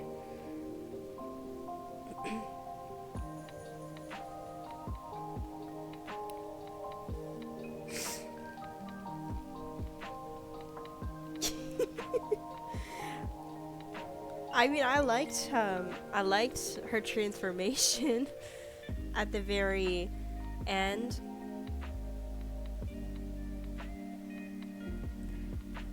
No, here's the thing. I love Alice. Alice is awesome. But you can't have the Twilight franchise without Bella. You just can't. And, well, Bella, I loved her. I really liked her transformation at the very end of... What the hell? I forgot the name slipped out of my mind. I'm blanking. What the hell was the name again? Twilight. It's gonna bother me that I don't remember the name. Twilight movies.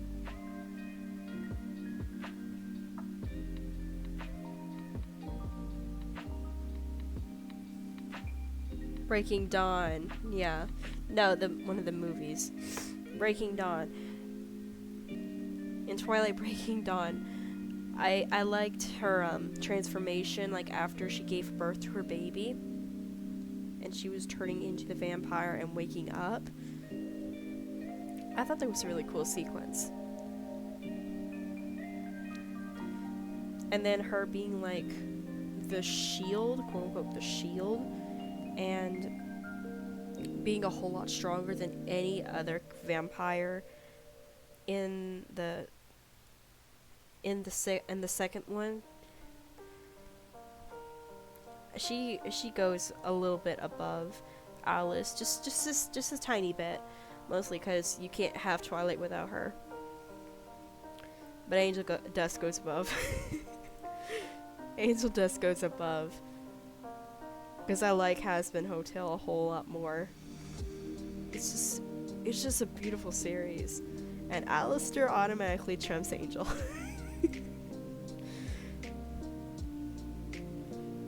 Now this is gonna be the tough one. Marceline versus Alistair. Well, we don't know a whole lot about Alistair. We don't know a whole lot about Alistair. because the series,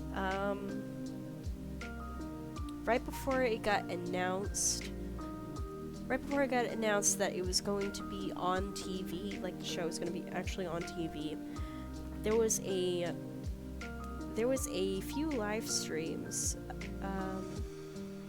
called the Honeycast, HUNI, Honeycast, and Michael Kovac, who was the voice of Angel Dust, I'm still upset about that, and Edward Bosco, who's the voice of Alistair, joins these streams and reads the chat, or like reads donations and stuff as Alistair and Angel. And it's funny. Like, it's hilarious. It kills me every time I listen to them. And there's like this meme going around of them saying, "Oh, Ashley," who is who I don't know if she still is, but who is the cleanup artist for the Hazbin Hotel pilot, and is actually the girlfriend of Michael Kovac. And they do this "Oh, Ashley" meme on her, and it's really funny.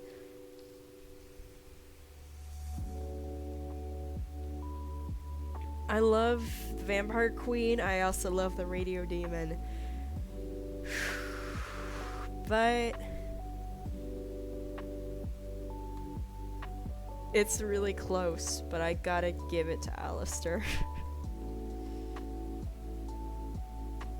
You can't be freaking serious, man.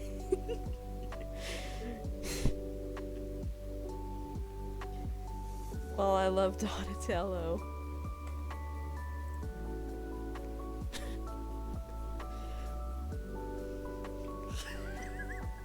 Oh my god. Crazy stuff happening today. No, listen. I would give it to Marceline. But I love Alistair too. I love both of them, and it's really hard. It's really, really close. And I would love to give it to both of them, but I gotta give it to somebody, so I gave it to Alistair.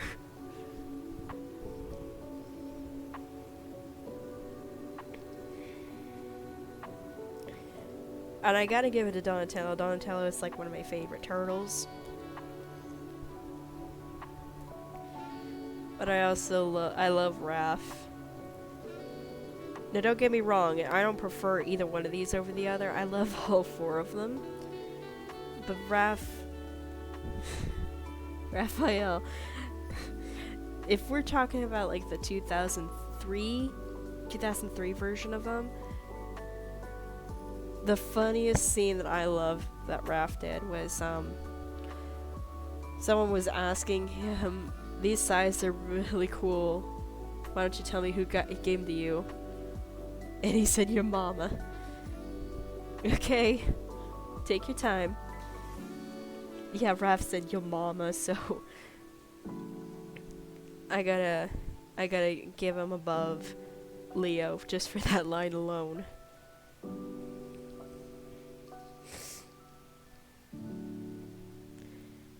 But I love Donnie. I love Donnie.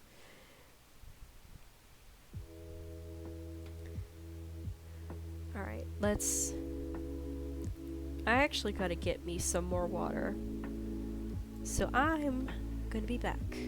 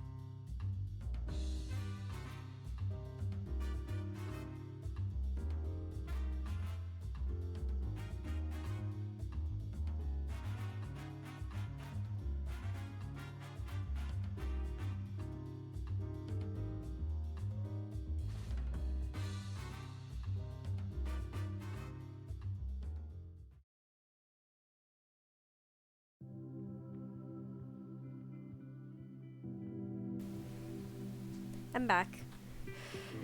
I had to fill me up some water. But, I don't know. I can try, but it's 1 a.m. I don't know if anybody's still awake.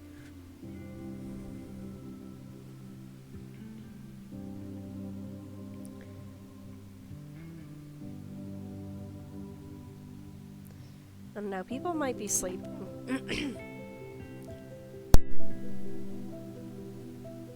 But I'm glad you're enjoying this, Ben. Let's go back.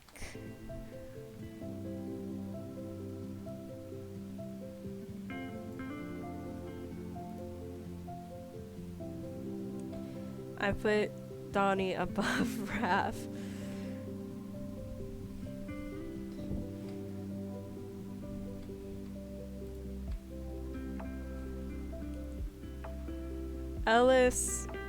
LSP, Prince, Lumpy Space Princess, and Lumpy Space Prince. I don't think he ever had a voice at all in the original show. But I don't like how he is in the Fiona and Cake series. There's reasons. I think you'll see the reason once you see the show, but I don't really like him that much. So I'm gonna go for Lumpy Space Princess.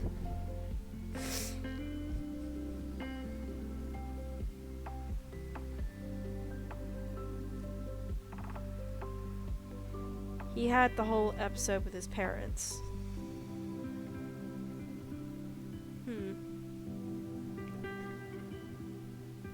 I guess he missed that one. I don't know.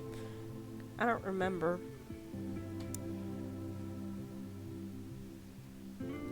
Peppermint Butler or Betty. If I remember. I know Peppermint Butler is like a demon. Like he literally had like a monstrous form at one point.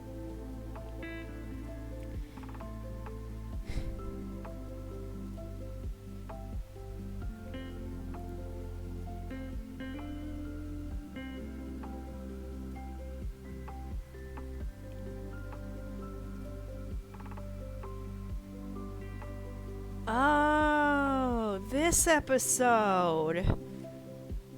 I completely forgot this existed.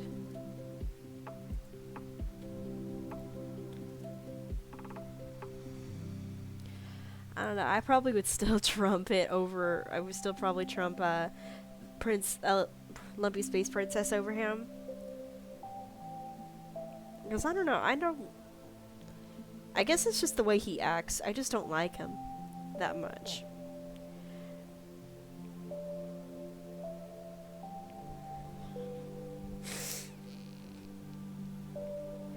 Peppermint Butler, though. I remember him having a monstrous form at one point. He was doing like satanic rituals and shit around. I remember him punching Princess Bubblegum in the face at one point. I remember that he was helping Finn and Jake in the afterlife, trying to talk to Life, like Life herself, and stuff like that. And I like him. Betty, I like her relationship with Simon. I love their relationship. I love her. Well, I can't tell if it's gonna be Betty or just Gulb, but I like Gulb Betty design. I like their design. I like the Gulb Betty design. And I thought the episode of her having that quote-unquote date with the Ice King, I thought that was really sweet. And her trying to get Simon back and keep Simon safe and all that. I thought that was very sweet.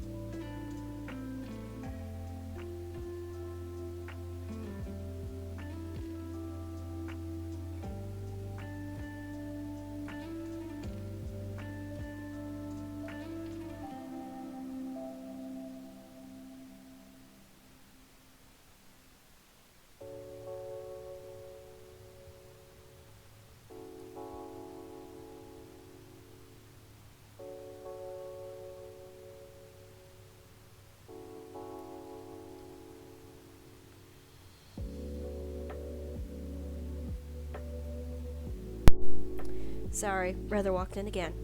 Um,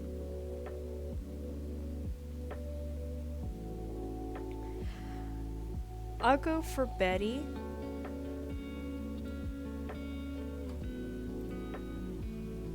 No reason why. Well, technically, because I really loved the ship of Betty and Simon, or Crazy Betty and Ice King. And because of her, we wouldn't. Because of her, Ooh still lives, and the Fiona and Cake series didn't happen. So I'll just let her have that win.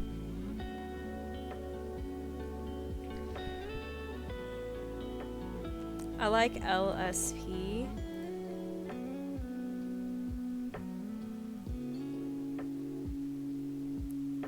I don't know. I don't know about these two.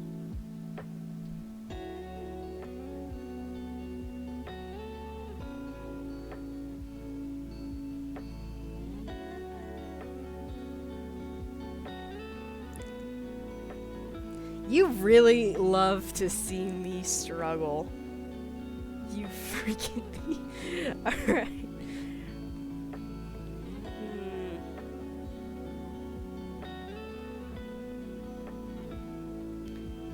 Here's the thing though, I haven't seen much of the 2003 version, mostly because I was 3 when this came out.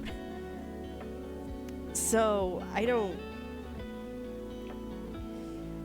know.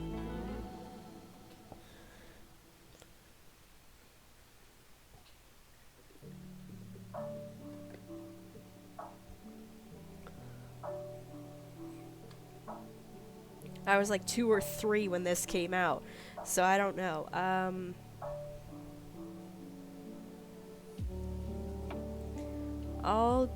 No, let's not. I'm gonna go for LSP again. Any version. Oh, okay. Any version.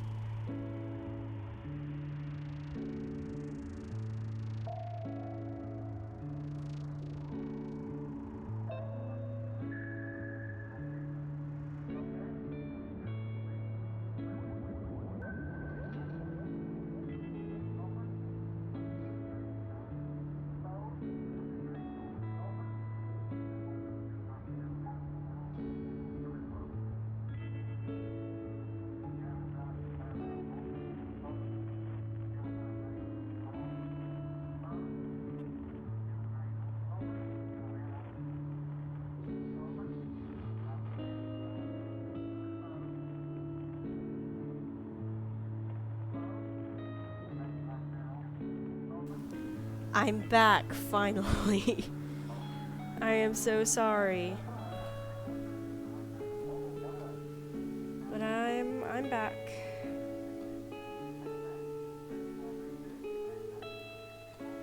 After a long time. I don't know why that's still there.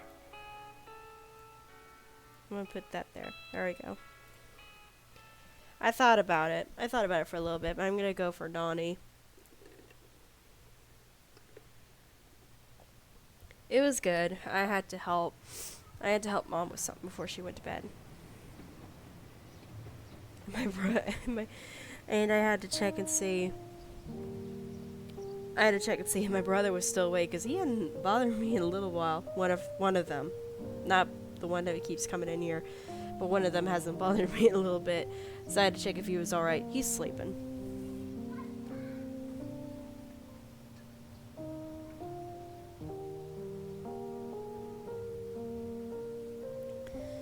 But I'm back to do this, and I should be alright. So, Tails automatically trumps. I never liked him anyway. And I keep forgetting his name, so you can tell how much I care for this guy. Tails is a baby. I love him. And I will fight you, Ben. If he's in that freaking little other list, I will fight you. Cause he's precious. He's a baby boy. Wally. I like Wally over Eve.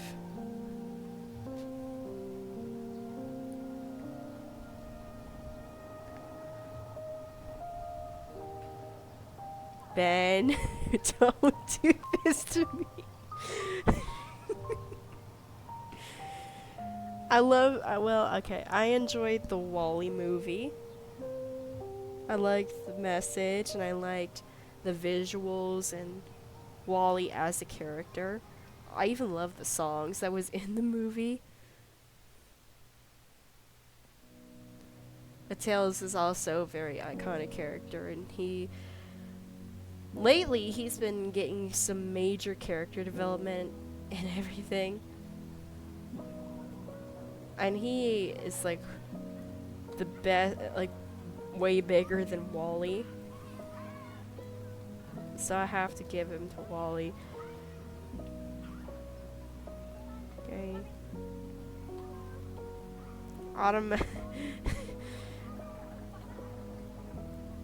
Huggy, 100%. Boxy Boo's alright. He's alright. He's cool. But Huggy trumps. Huggy's better. And I am so upset that you put Mommy with Bunzo, and I gotta give Bunzo, cause he's a precious baby boy. And now it's both. You planned this. It's Huggy against Bunzo, my two favorites. You planned this, didn't you?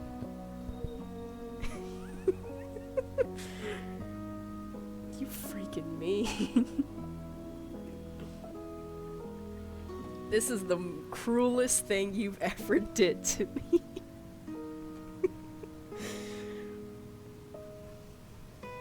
And then I'm gonna have to then I gotta have to put Tails against one of these two, and I'm damn it.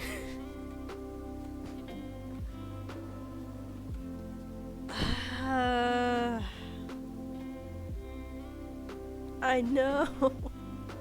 It's so mean of you. Alright, we'll think about this. I need to fix my mic a little bit. We'll think about this.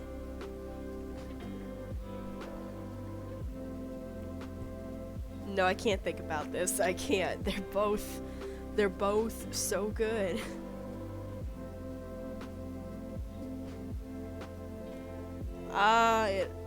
It hurts. It hurts a lot, and it's gonna hurt a lot more. Two yellow boys, two sweet yellow Ugh.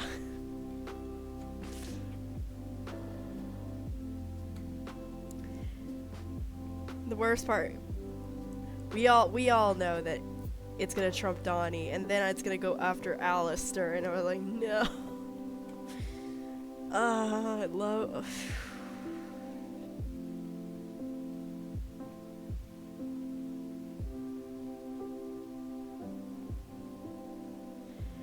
Let's just go over here. Let's just go over here.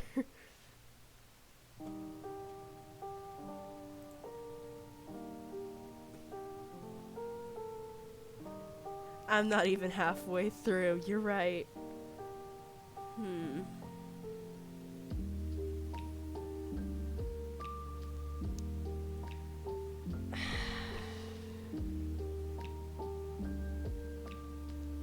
I'm glad to have you here by my side, friend.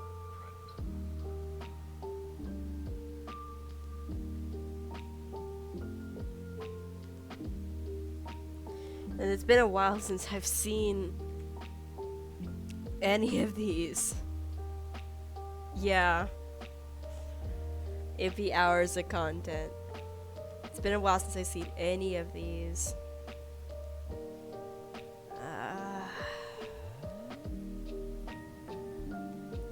Well, I gotta give this one to him.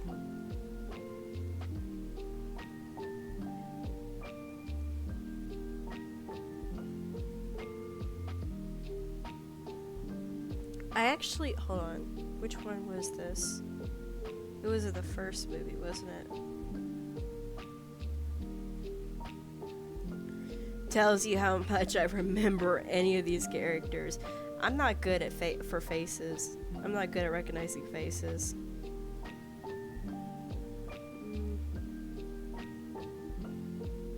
Saw.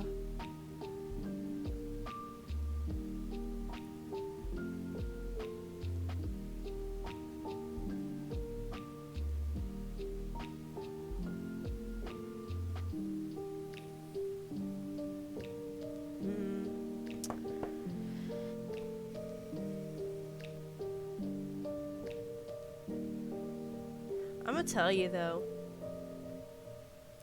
all of these won't even survive past everybody else. Yeah, Amanda, Lawrence, Carmen, Hoffman. I know, I just I don't remember their names and their faces. I'm gonna tell you, I don't remember faces to save my life.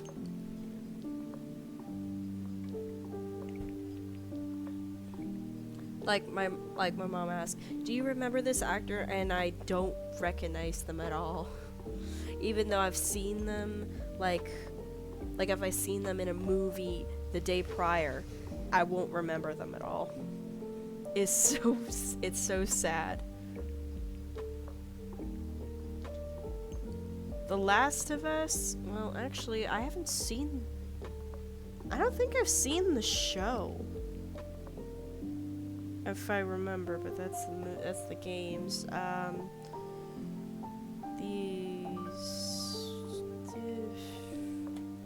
My brain is shutting down. Damn it. Let's see.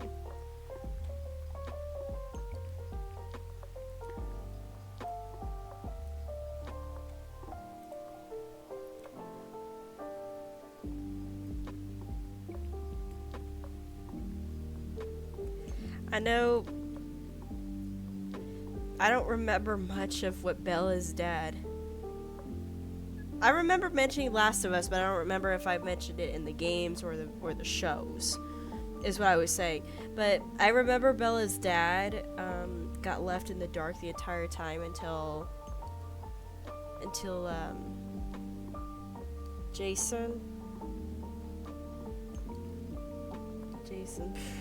Jacob. Why did I say Jason?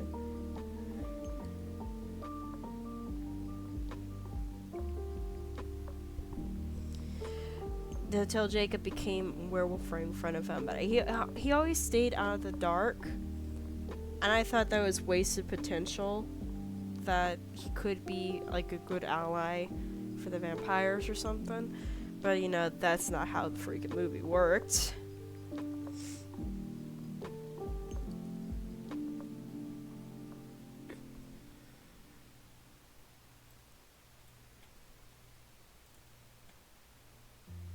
Okay, they've moved. This song is still going.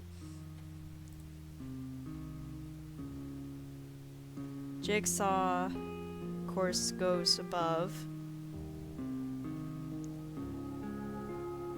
Anyway, I guess my kid's good luck charms last year Fresno worked. So let's make that negative. Damn it. You really hit me with the red guy and the yellow guy. Or Manny and Harry, as I like to call them. But, Manny is baby. And he trumps freaking Jigsaw.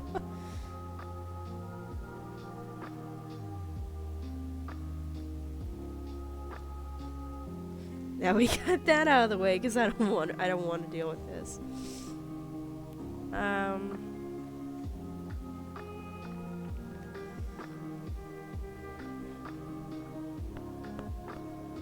Stolas and Blitz. I love both of them very much, but their backstory of them being kids was really cute. And Blitz is a very complicated character. Like, during the fire, the entire fire thing of him losing his mom, and, you know, his relationship with his sister, and his relationship with Luna, which I think he's a kind of a good dad in a way. He's not perfect. He's not a perfect character, but he is a good dad to a certain extent. Way better than his own. Stolas, very sheltered, got hit with a marriage of being married to a bitch. I don't like Stella. Stella's freaking, she's the worst.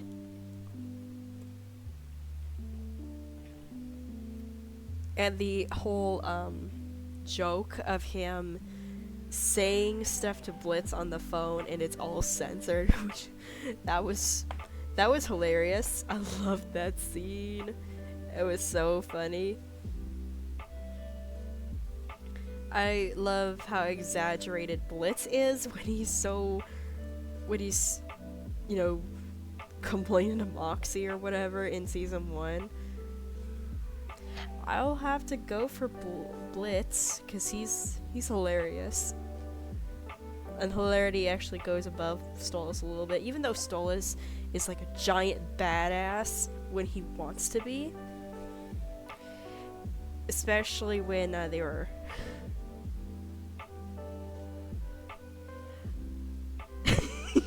No, Stella's the wife. Octavia's the daughter. Octavia would immediately trump Stella just for the purpose of her being way nicer. Moxie and Millie, their relationship is so adorable. Like, I want that in my life. If my relationship is not like Moxie and Millie's, I don't want it. Like, they're the biggest iconic couples goals out there for anybody.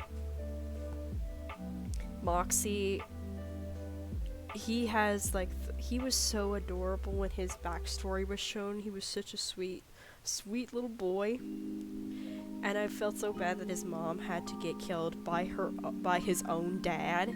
His dad's such a douche, and they're voiced by the same person.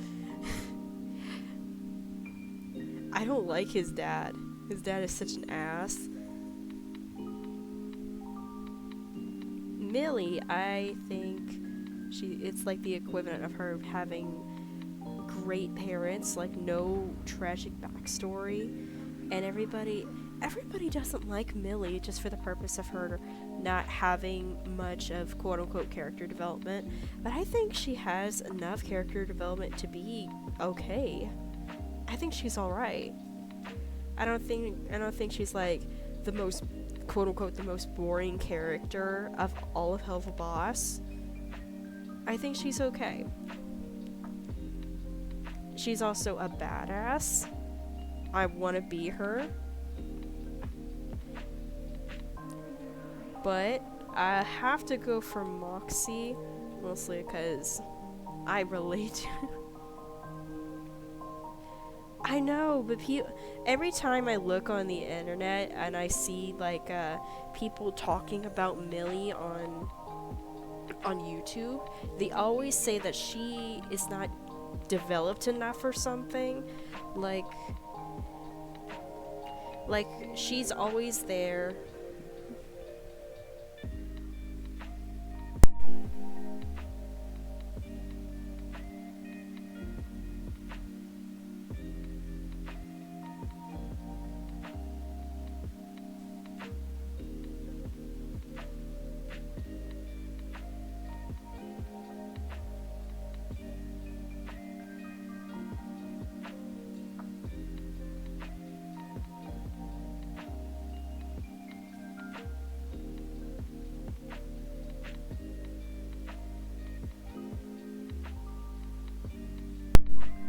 Sorry.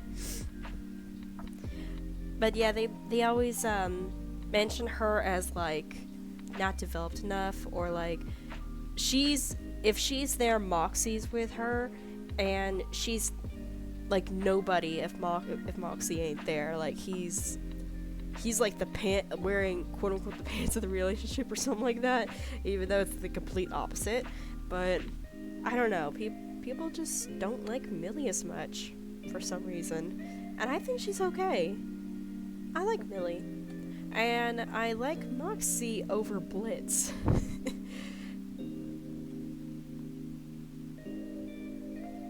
Luna and Bill Cipher.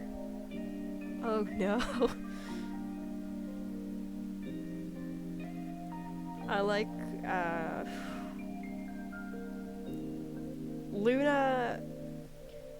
Luna is very tragic in a way for me. I like Luna, but I don't know. I don't know about her. I have mixed feelings about her, kinda. Like, I don't hate her. Absolutely not. I don't hate her at all. It's kind of like above meh, kind of like how I feel about Yuri down here. I don't know, I feel like her character's missing just a little something for me.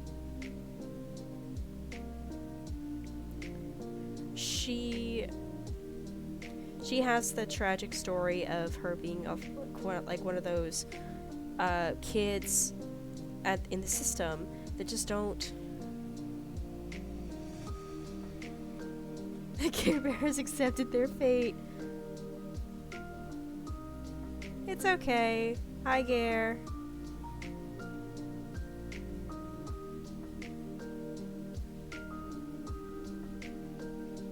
How are you?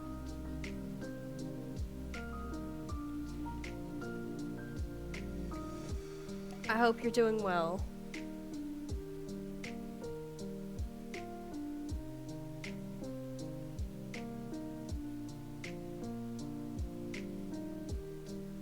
Well, thank you. I appreciate it. You're very nice. Oh, you about to go to sleep? Well, I appreciate you dropping by and following, even though you're not going to stay very long. I'm glad you actually ended up on a stream at one point, because I've been streaming like really late lately. What? Slenderman ain't that bad. Slender ain't that bad. Slender's actually pretty fun.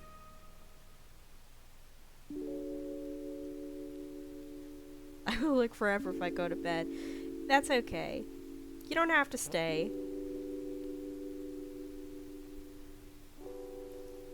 Oh, is it a Slender fan game?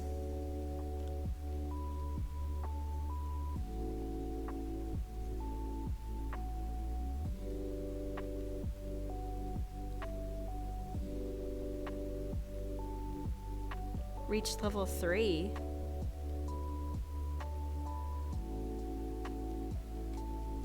What do you mean, reach level 3? I don't understand.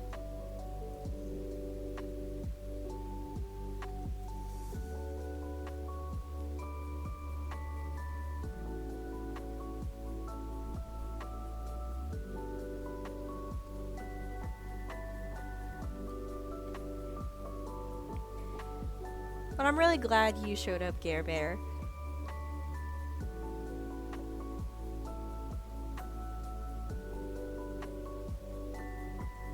A Fortnite creative map? I don't... I don't understand what y'all mean. But that's probably, that's maybe it's because I don't play Fortnite.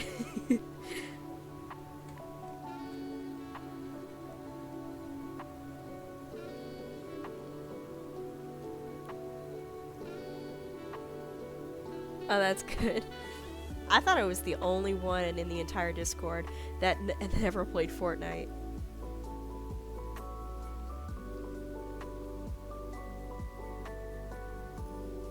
But anyway, Gabra, you don't have to stick around. I'm just glad that you dropped by and even did a follow. It's very nice of you. Got scared and closed the game.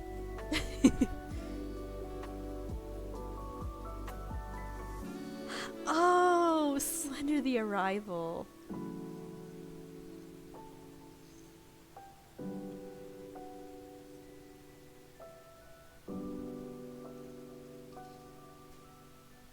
Made me fall out of my chair. Ben, I want you to stream that. It probably ain't that bad.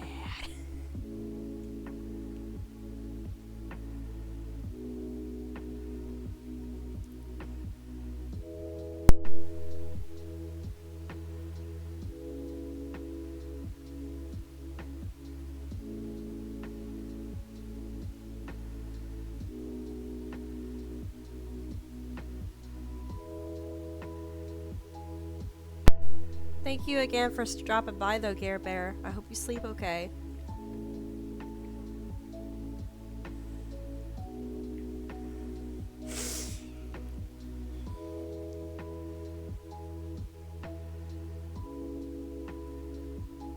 Oh, I would love to watch that.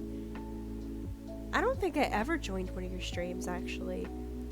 I should really do that. I've been lacking so much lately. I apologize.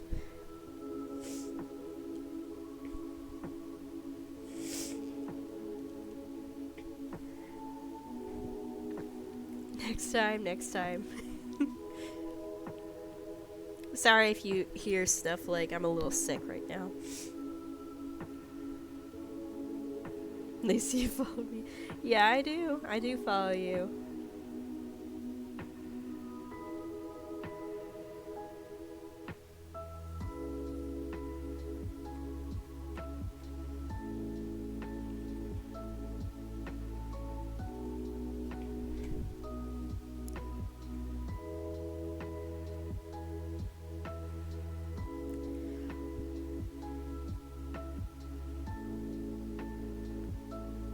Yeah, I was so new to the entire thing. Yeah.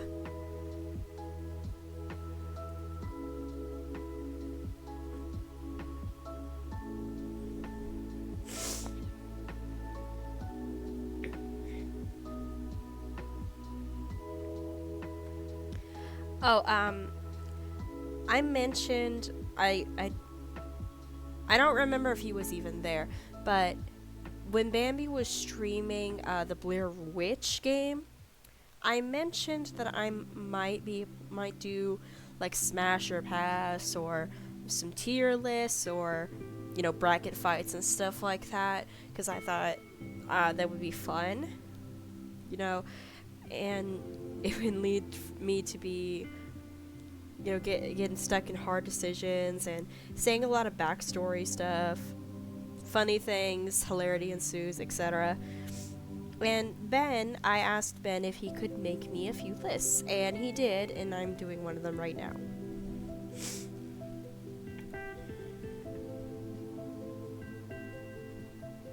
Just brackifice of random characters from games and shows and movies I know of.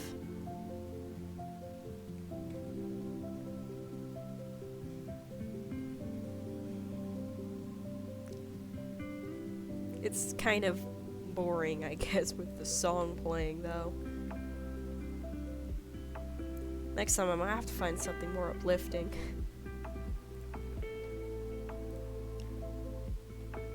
How does this bracket go back and forth? Bracket? What? Oh, shit. I forgot this thing was even on here. You mean the follow? This little follow icon down here? On the, like, right by the chat box?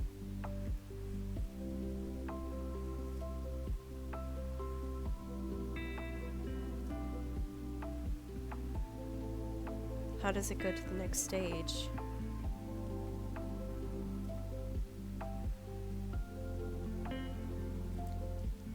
Progress.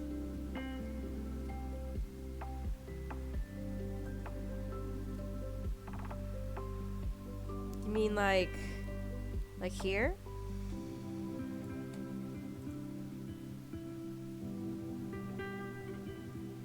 How does it go through to the finals? Oh.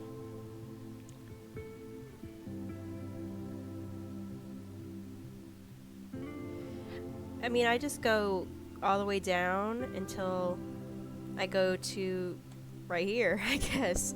I don't know. Because I've done most of this side and do all of it. But this is what I have so far. I'm going to try and go up here. It's like regular show characters. There's SpongeBob, Five Nights at Freddy's, YouTube, Sonic, more Adventure Time, Has Been Hotel, Twilight, Teenage Mutant Ninja Turtles, blah blah blah, Poppy Playtime. Yeah, it only goes so far. It's a really big page, actually.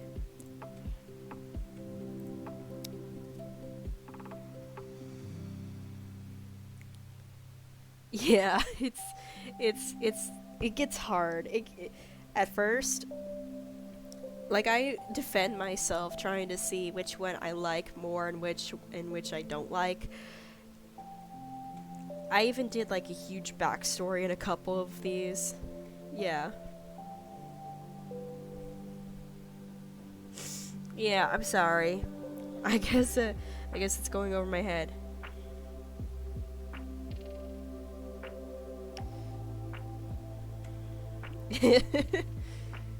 I think Ben said the other lists are bigger, but I'm not doing all of them at once. And I'm definitely not going to do it next stream. Like, I'm not going to do it in a row. Rotten fool.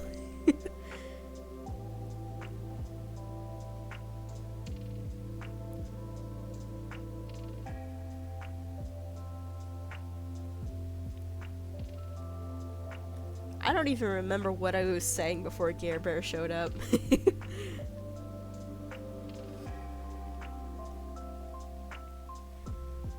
I think I was talking about Luna about something.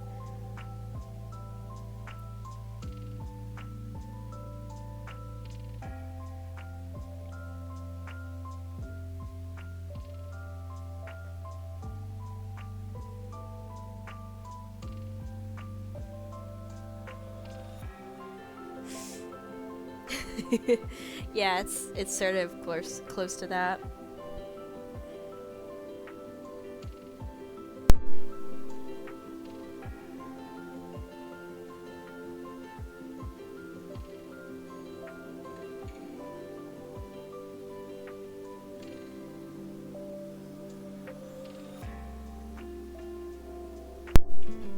I mean, it's not like I don't like Luna.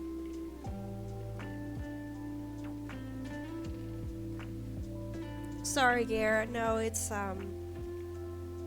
mostly me picking out which I would do personally, which I would like more personally.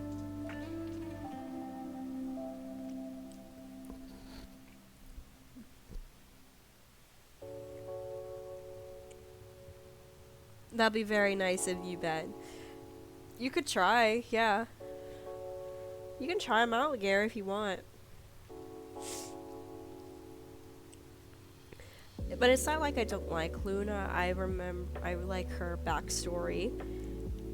And she's pretty funny. She's pretty cool. She's also like me during parties. Like during the episode where she goes to Beelzebub's party. She's kind of like me, like super awkward sitting in the corner, holding a drink and stuff like that. Or stuff, and she wants to leave early. Because that was kind of like me during middle school. I went to one of these kinds of dances at Halloween, but I wanted to leave because nobody would talk to me, and my friends wanted to talk to other people or didn't even think I existed. And some of my friends also didn't make it to the party at all. So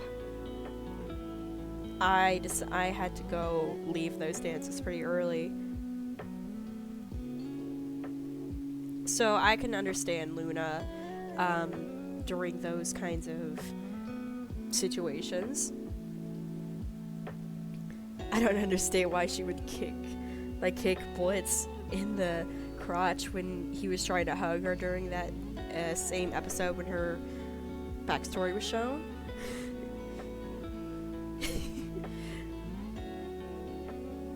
Thank you, Ben. That's nice. Yeah, don't give me spoilers, Gare Bear. I'm gonna do those lists eventually. I'm not gonna do them all in a row. Probably like maybe tomorrow or at least next stream in general. I'll probably do something else, and then I'll do another one of these. But tonight I'm just gonna finish this up and probably go.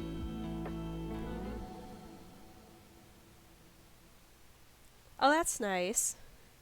If you're gonna lurk, you could just do a exclamation mark lurk, kind of like what you did, like what people do on Bambi and Jazzy streams. If you want to lurk, I hope you have fun playing Spider-Man, though. I need to get that.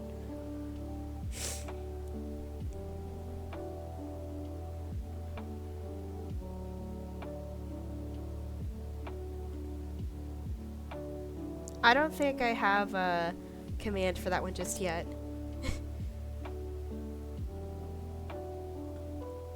It's alright. You can try again, Yer.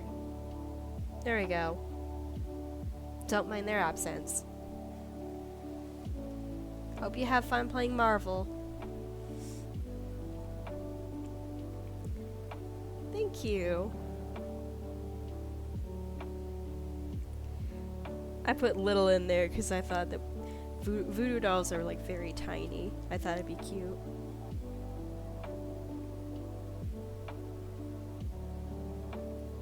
Bill Cipher.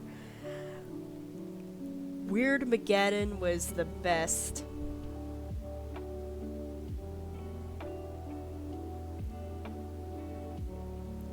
It's always that bot. I mean, Creepy Dolly, Voodoo Dolls, that iconic. No, this is 100% official. Awesome.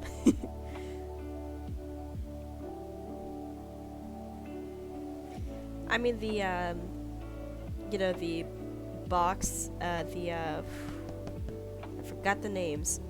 The scenes or whatever, they're not permanent, but they're like just gonna be there till I get the official stuff I want. So for a while. But the voodoo bot stays.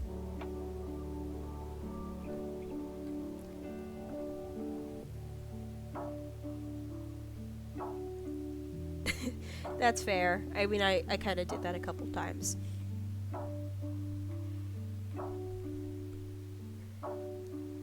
So Bill Cipher, Weird Mageddon was great. It was so good. I loved Weird Mageddon. I like his voice. I like the secret message he does as he's dying. Like X. He spelled axolotl. My time has come to burn. Something, some I may return. I don't remember the entire quote. But I remember that cool detail.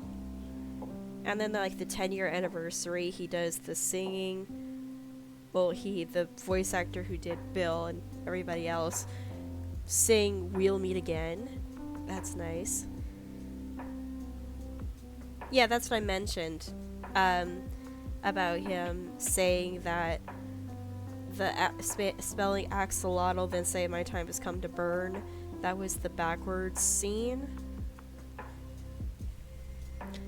I loved the detail that they were doing in the show. I like how chaotic he is, especially when he was like possessing Dipper and all that. And I like the memes, like him being a Dorito. I like the Dorito memes of him.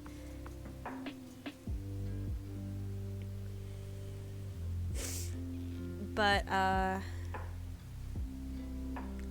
comparing him to Luna, this might be a big shocker, but I actually like Luna far better than Bill. I don't hate Bill. Bill is amazing, but Luna has a lot of character, and I adore her for it.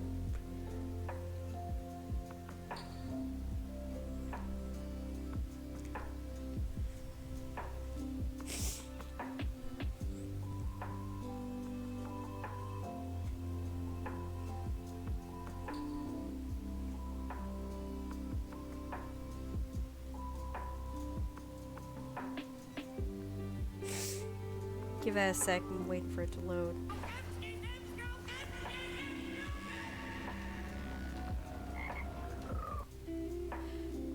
Oh, this scene! Hold on, let me turn this on. Backwards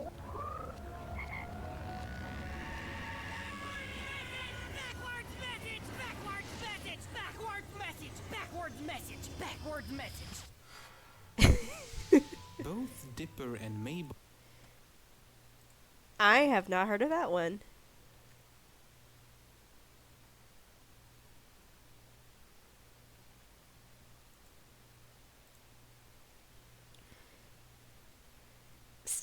I never... Did I describe Luna as a stereotype? I wasn't trying to, actually, but... She has a lot of character. Wormageddon was awesome. And Bill has, like, these cool backwards messages to him. But I love Luna far more than Bill, to be honest.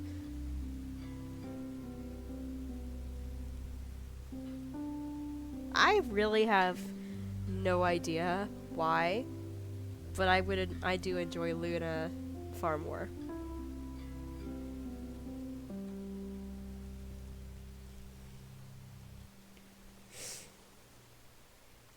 I also, oh yeah, that's what I was talking about earlier. Luna having that,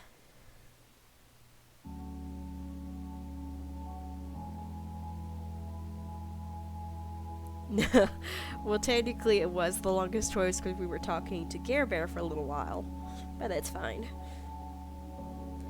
But I do like Luna's backstory of her being one of those childrens in the foster system who always has to go back to the system because the parents don't want her because of her violent tendencies and stuff like that. But Blitz is a good father to her, even though he only got her when she was starting to age out, and now she has a better life than what she thought. I thought that was very sweet.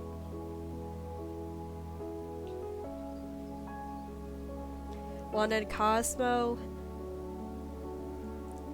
it's always that huge huge what the hell is that called? Huge trope of cat energy wife who knows what she's doing, is the common sense, and then there's golden retriever husband who is dumb as bricks but has a good heart, etc.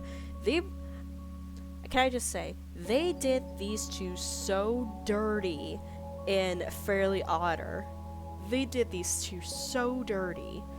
Like, they did the entire show so dirty. I just couldn't. I just couldn't stand it. I like Wanda. I like how she is like the brains of the operation, and when she's so mad, she just goes crazy when she's upset. And she always puts Cosmo and Timmy in line when she could. But Cosmo, I like Cosmo. He's hilarious. And it's so sweet how much he loves Wanda. At least in the beginning of the show, when they didn't have to make him like even stupider and then make them like argue like an old married couple and stuff like that. Kind of like that episode when he was seeing his mother, and his mother was trying to get him to date these two robots, and they were like on a date show, and he wants to pick Wanda because he loves her so much. That is the sweetest that's the sweetest thing in the show. And Cosmo is hilarious in my opinion.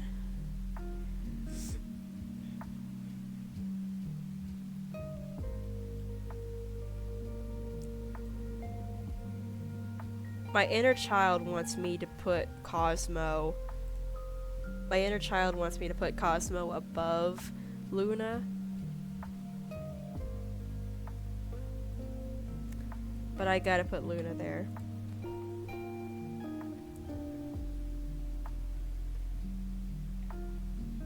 Mostly because of her backstory. Cosmo has a loving mother, even though that she is like a Karen to Wanda. Like a just no mother-in-law. But I couldn't do that. Though Moxie goes over Luna. Because I like Moxie.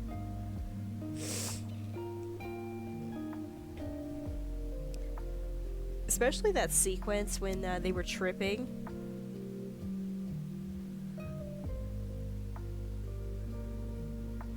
After my next choice. Oh, I can see. Well, yeah, I might surprise you. Who knows?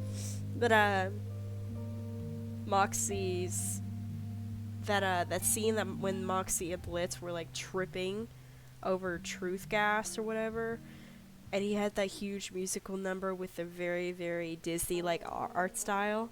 I thought that was very pretty. And so freaking funny. Well, hold on. Yeah. Mandy goes over there.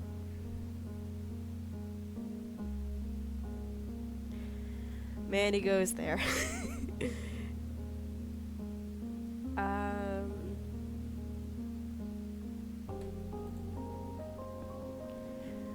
The hell that Mandy goes down here. There we go. Okay.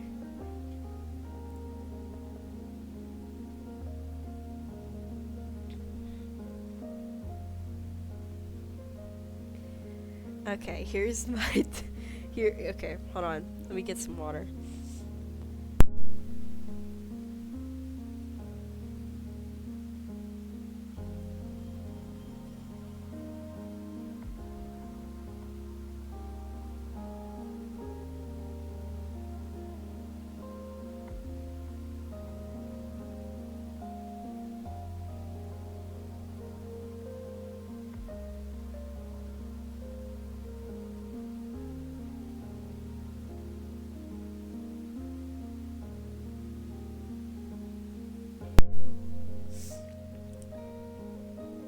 As I was saying,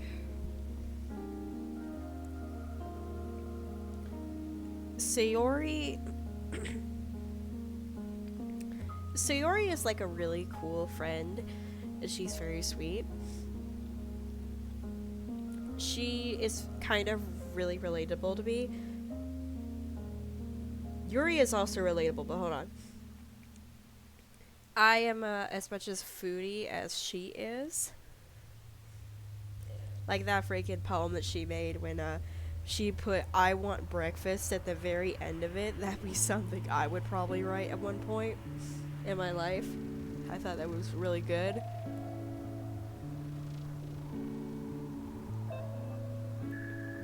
The depression part, I don't think I have depression in a certain way, but some things that she does say is kind of relatable in a way. I don't know.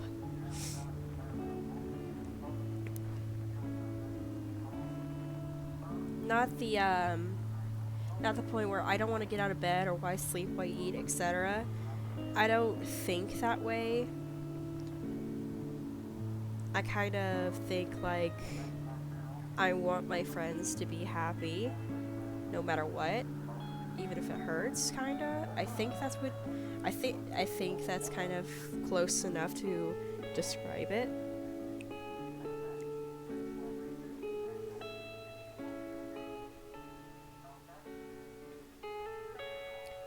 However, Yuri, I am very, very relatable to Yuri in the horror aspect, like loving horror and, you know, all this macabre stuff that she's really into.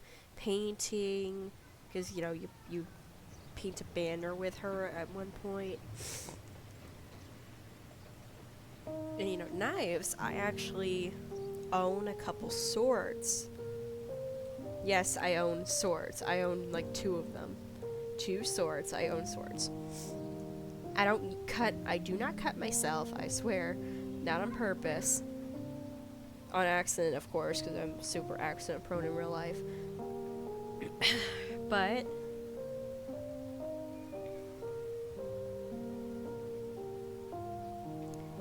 I don't know, actually.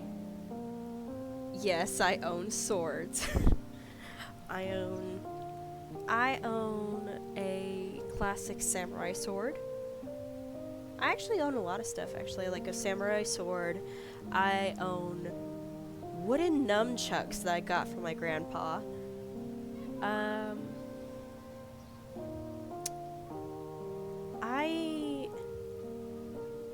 What else do I have? I forgot the name of one of them, but one of them is a machete that's called the Zombie Killer, and it has blood designs all over it.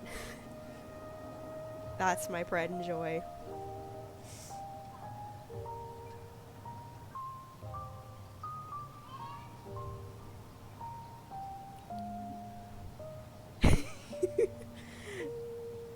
I don't know, probably. It does. Maybe when I get home I'll take a picture of it.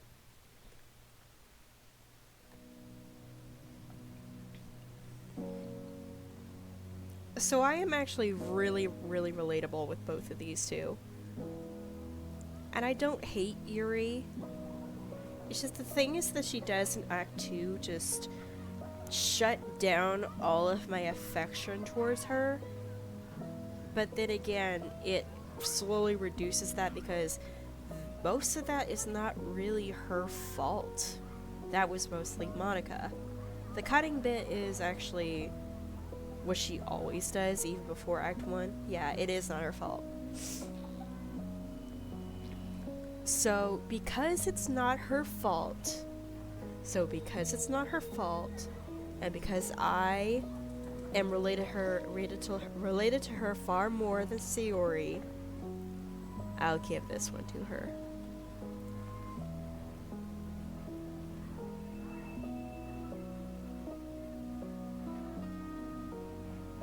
You're right. It's just that the cutting thing, she actually did do that when y'all were making the banner. Yes, hype in chat. I did not make the hype thing. I'm sorry.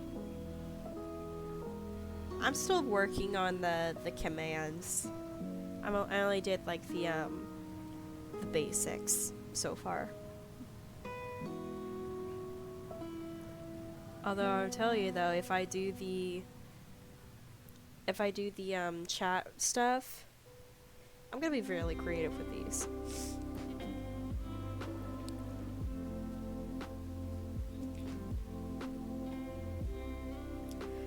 I'll probably send you a list of the commands once I make more of them, so then you would know which one works, which one doesn't, and stuff you probably won't even think of. Monica and Natsuki. I enjoy Natsuki because she loves manga, and I listen and I watch manga sometimes. Oh my god, I read manga sometimes. Baking, I do bake sometimes, like she does, and I make such a daggum mess, like she does. And I do enjoy cute stuff. Like I'm not always 100% macabre or death and gloom and, you know, stuff that. Yes, I watch anime. I was trying to say read manga, but I put watch for some reason. I do watch anime and I read manga. Yeah.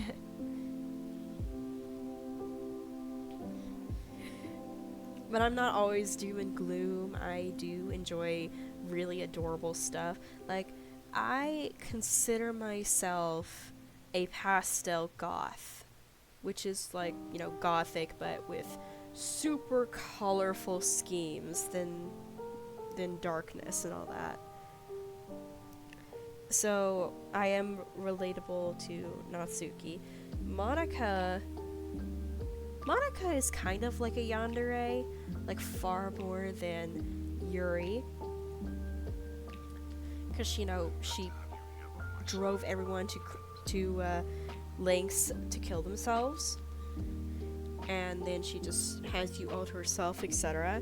And she doesn't see the error of her. My god, I can't talk. She doesn't see the error of her ways until, like, you delete her outright.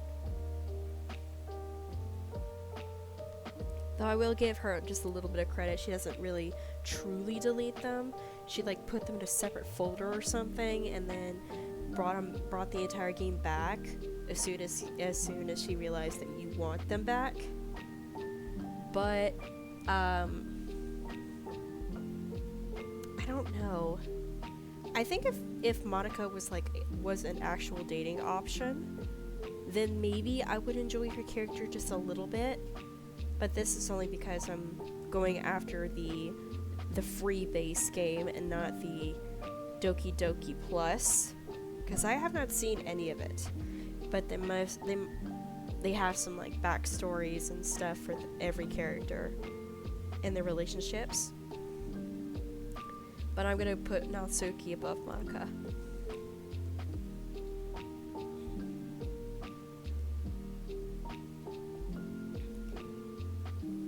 And I'm sorry, Ben, but I'm gonna have to put Natsuki above Yuri.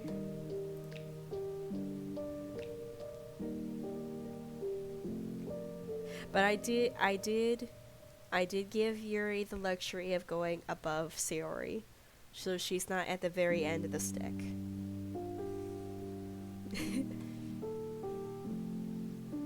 You can't, Ben. Why did you put these two together? They're both babies. They're both my babies. I love both of them so much. No! Damn it.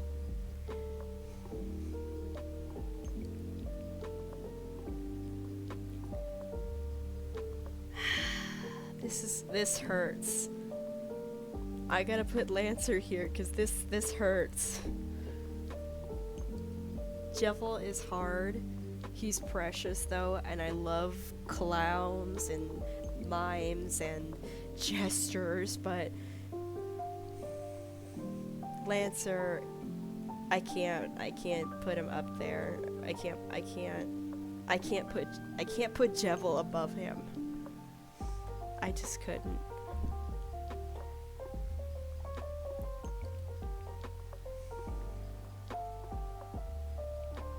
I don't want to get it too into Papyrus and Sans because you still have not played Undertale just yet.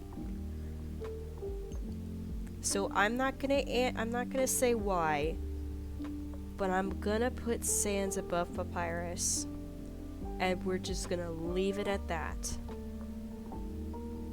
The Lancer's going above Sans.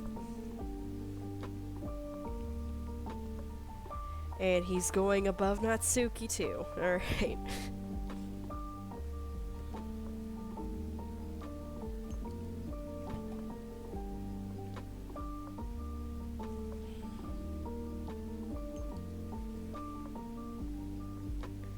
Blossom and Bubbles.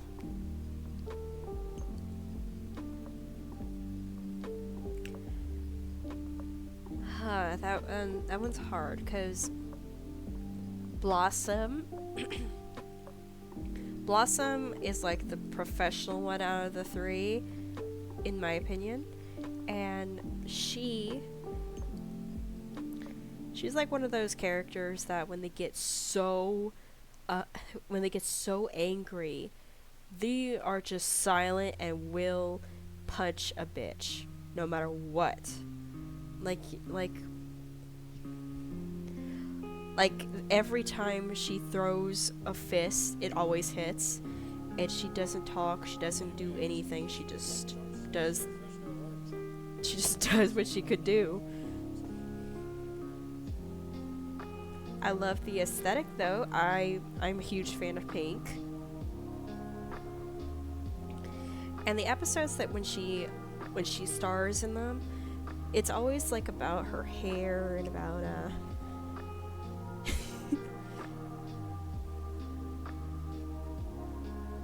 sleep well, Gare Bear.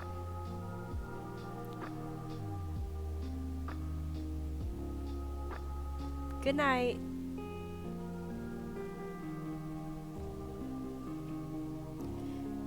Blossom's always like about her hair or something around there. Is that I remember.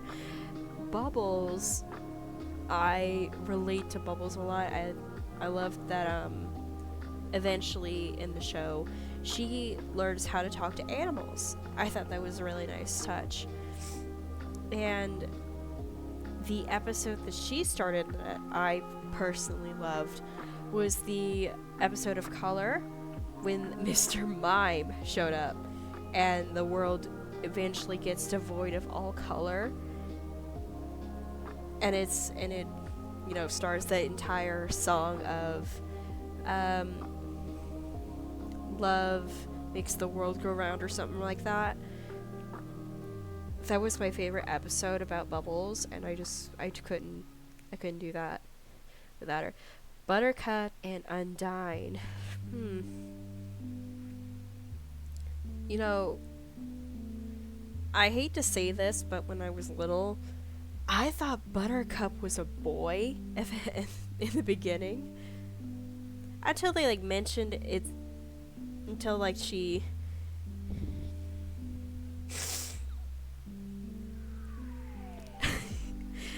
Bubbles, yeah. I thought Buttercup was a boy in the very beginning when I first saw Powerpuff Girls.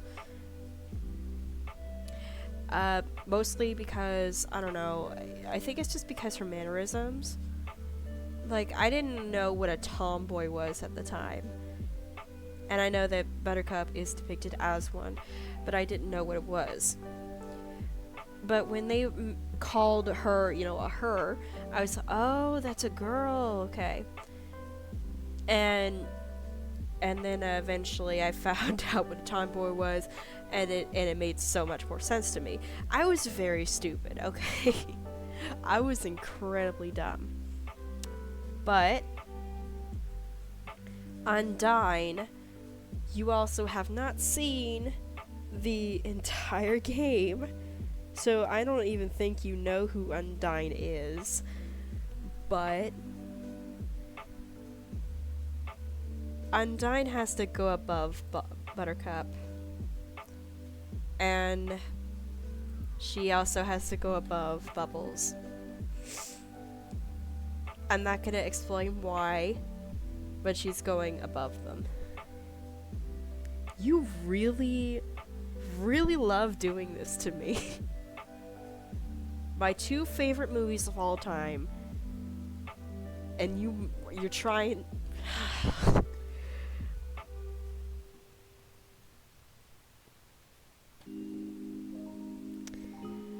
I gotta put Jack above Victor.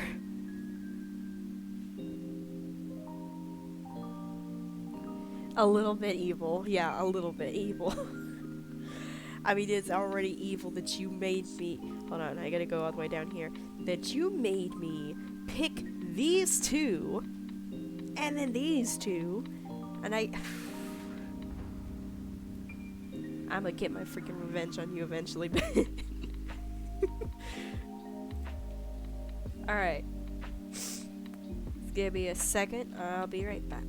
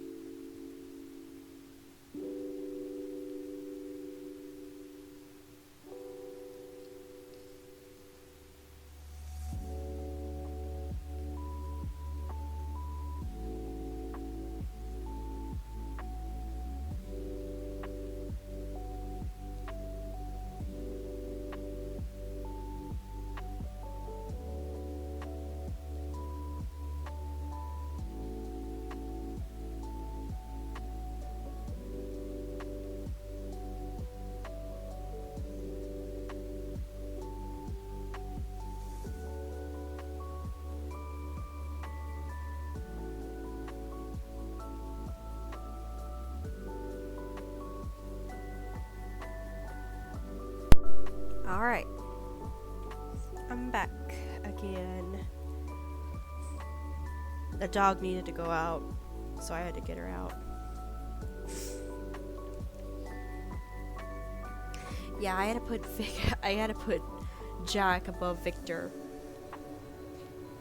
Mostly because Jack's a skeleton and Victor is human, and Jack has like so many expressions. Plus, I mean, his love for Christmas and Halloween, that's very relatable. I love Christmas and Halloween. Go so hard for both of them. So that's the reason why. However, I gotta put Emily automatically. Corpse Bride is like my favorite movie of all time.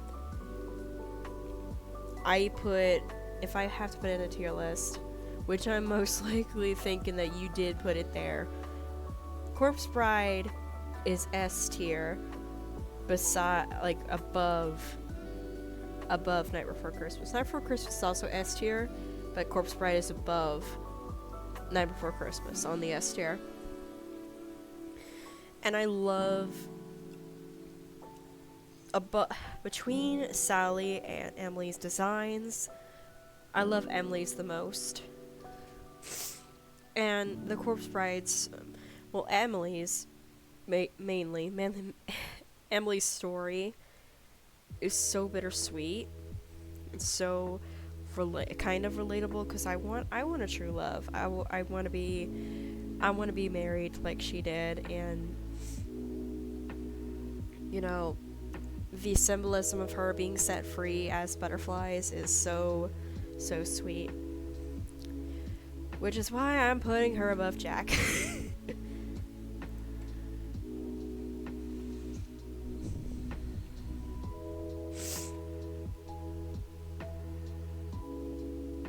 Would I like Emily above Undyne?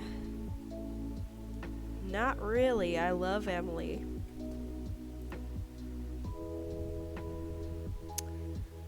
However, Lancer is above Emily. There. Poe and Tigress. I like Tigress. I like her story. I like how she's the hard ass, but also soft when she can be. Even though it's like super rare. I'm only going by the movies. Not Legends of Awesomeness, mostly because I haven't seen the entire series.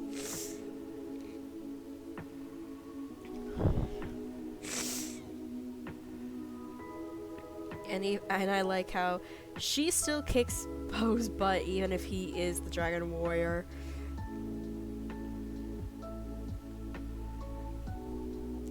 But I also really like Poe's story. Actually, I might have to look that up. Is the Legends of Awesomeness canon? Not really. Legend of Awesomeness is more of a spin-off, but it's not really canon because of events in the show that collide with events in the movies. So yeah, they're not really canon. Cool. So I'm gonna say Poe, because you can't have Kung Fu Panda without Poe, and he is the Dragon Warrior.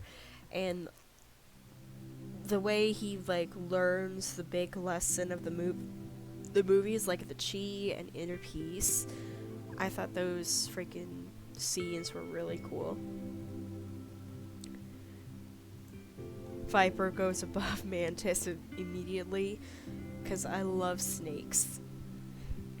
And I like how she fights without any arms or legs.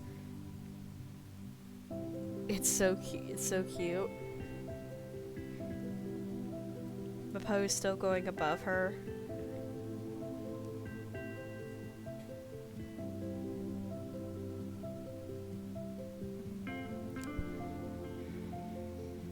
Master Oogway goes above that.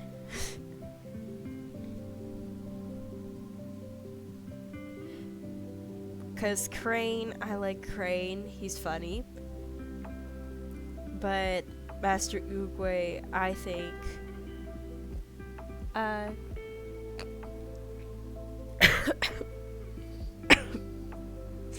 didn't have time to mute my mic. I'm so sorry. But I don't know. Master Oogway kind of reminds me of somebody. I don't know who. But he kind of reminds me of something, and it's so hard to pinpoint what it is.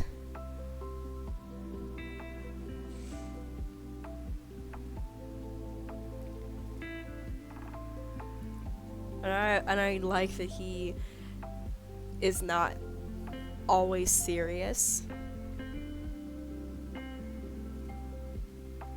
Like when Master Shifu asked him a question, and he says, "I don't know," in the most sense of the giant pause. What I mean, like the giant pause he was doing. I don't know, and the way he was blowing out the candles one by one, or the sequence of him handing the staff to Poe in the spirit realm, and his death scene was very, very, very sad to me. Very pretty, but also very sad, like him disappearing into the lotuses after it falls out of the tree. Oh no.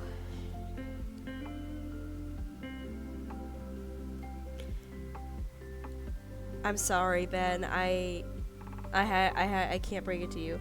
I've never seen Kubo in the strings. I don't remember the name. I never seen the movie.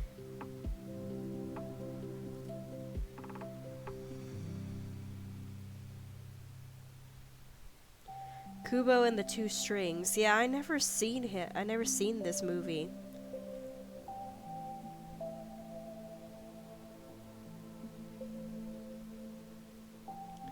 I've been meaning to watch it, but I just never got around to it.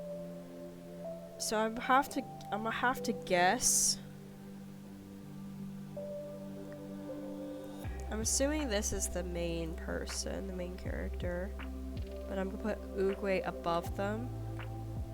Mostly because, again, I never seen this freaking movie. Awesome.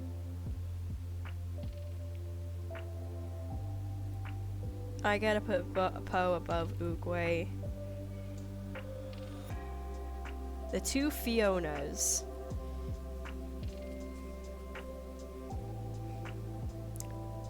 I mean, I guess we're gonna go for design-wise, because they're both the same person, of course.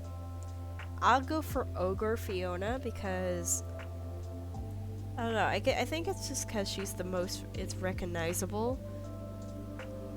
And I always liked her more as an ogre than the princess version of herself.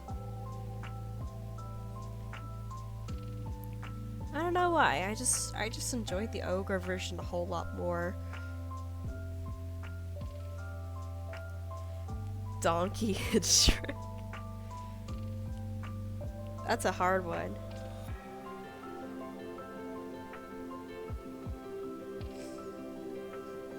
That is a very hard one, because Shrek is like the most iconic character in all of movie history. Like, it's cue the dreaded "it's all ogre now" meme. The Shrek is love, Shrek is life, the dreaded meme. But Donkey is also the best, especially the memes of people saying he had sexy times with the dragon. I hate that I freaking said it like that, but it's true, he did. He did. But I'm gonna go for Shrek himself because he's like he's like the biggest character in all of history. We could not have him up there. He had sexy times with the dragon. I'm so sorry. I like that. Why is that relevant? I said it. Okay. Okay, here I'll tell you. Because I don't think you heard me.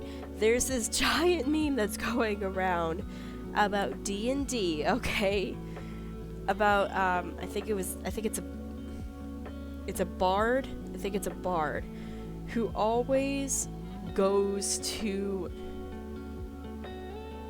riz everybody, right?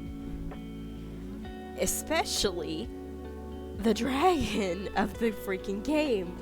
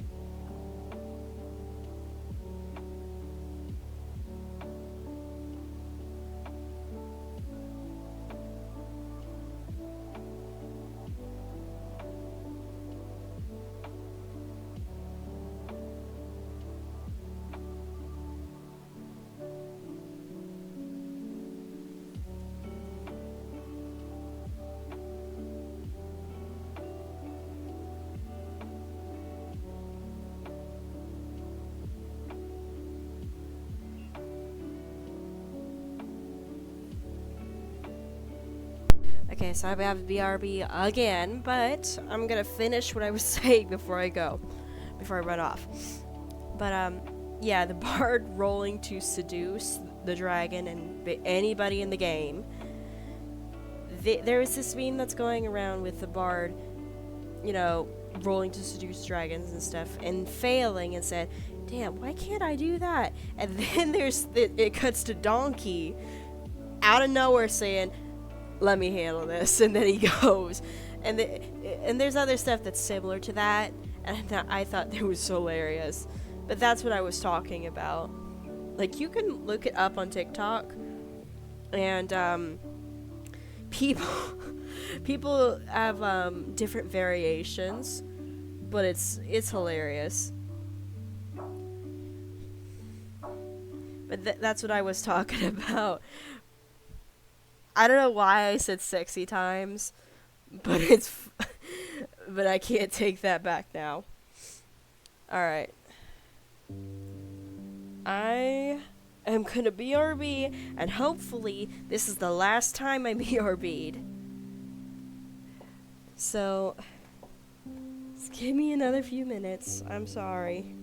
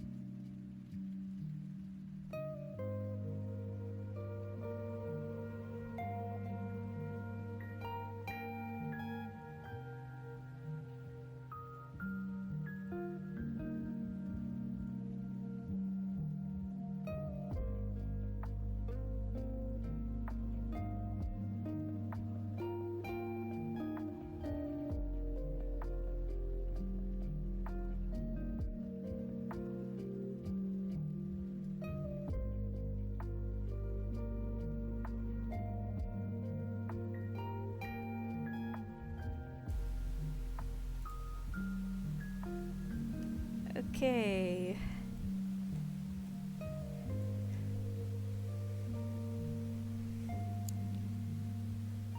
Everything's still on. Awesome. Okay.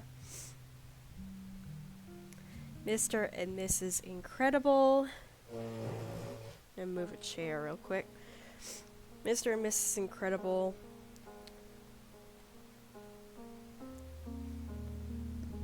Oh no, I figured Mrs. Incredible's power is a whole lot more interesting than super strength. And I like that she's more responsible, and her Elastigirl costume I thought was pretty cute. I liked the Elastigirl costume that she had. I only put her up there because I think her power is more interesting than super strength.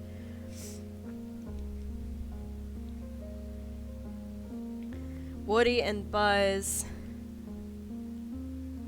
I have feelings about Toy Story 4. I really hated that they had to do Woody like that. Like, I wish they finished Toy Story with Toy Story 3. As much as I hate to say that, because I love Toy Story. I love the entire franchise, or somewhere around there like that. I love the movies. I love the characters. But I hate that they did him so dirty in 4. Like, Bonnie made him the least favorite toy, ends up in the closet while everyone else plays. Then he gets gone. No one notices he's gone until the toys thinks he's missing. He ends up leaving the entire cast, which I don't know how they're gonna make Toy Story 5 if they're still doing that. I think they announced they're making a Toy Story 5. But either way, I don't like Toy Story 4 that much. They should have kept it at 3 and keep it that way. Especially Buzz, like when they did Buzz in Toy Story 4, I was wondering what the hell the conscience bit was about. Like, wouldn't he know this in the first movie? When he finally realized that he is a toy? Wouldn't he know this by now? And the way he was doing the button thing and everything, it was like, that was not really good. That was not a great bit for Buzz.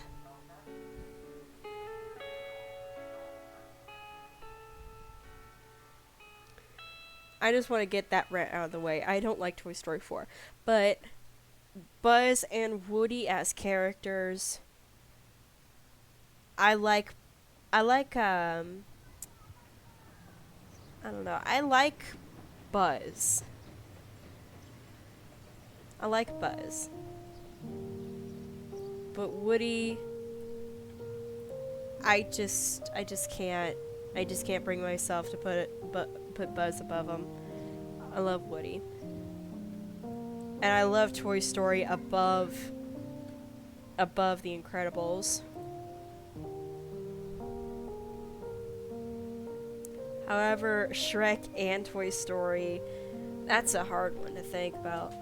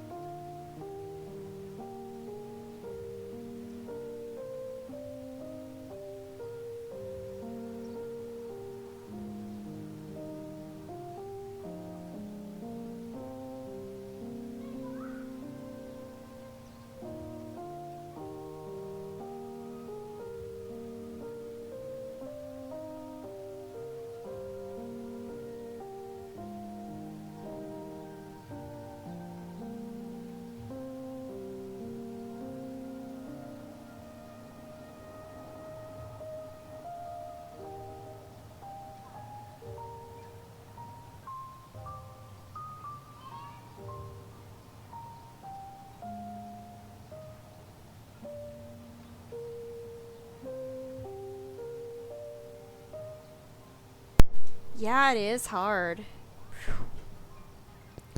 It is hard. I don't know.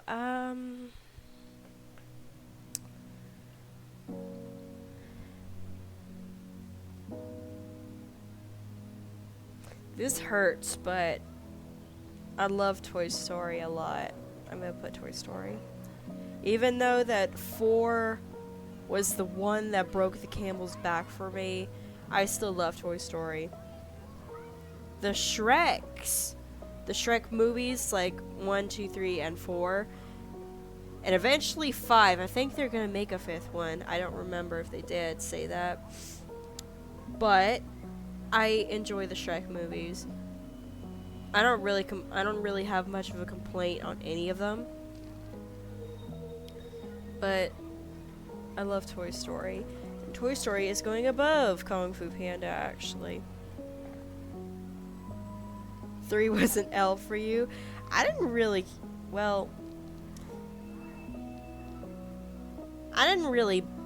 mind Shrek 3 all that much.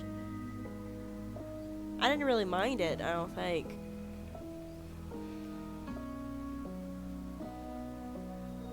Shrek 2 was amazing. Incredible.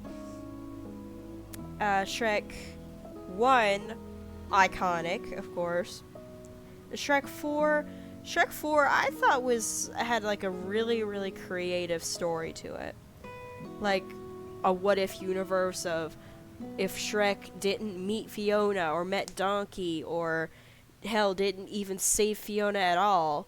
And I thought that was really cool. Shrek 3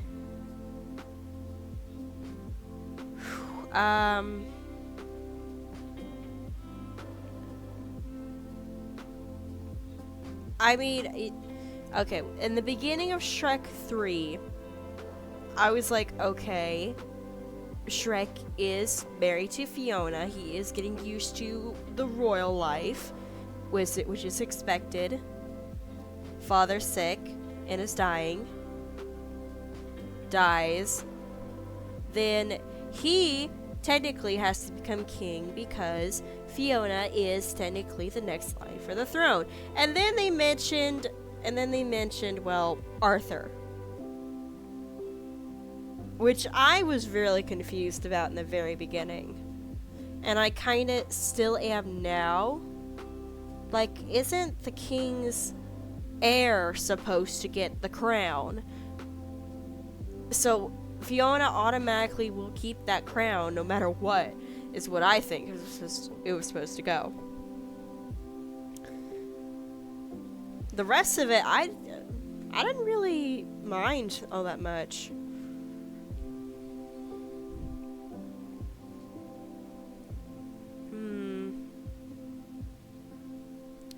But I don't know, that's just my opinion about it, I guess.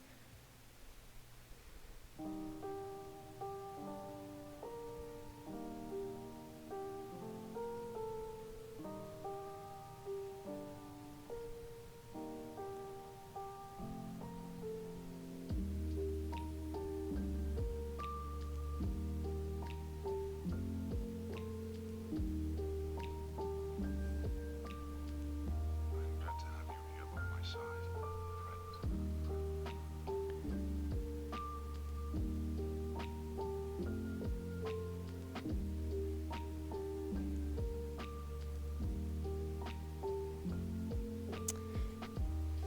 Okay, Mr. Ping and Monkey. So I don't know. I think Monkey. 'Cause Mr. Ping, I know he is a good father to Poe. He even wants to,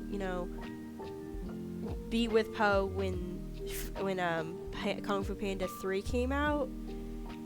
I was worried that his son would be taken away, which is a valid worry. But I don't know. I think it's because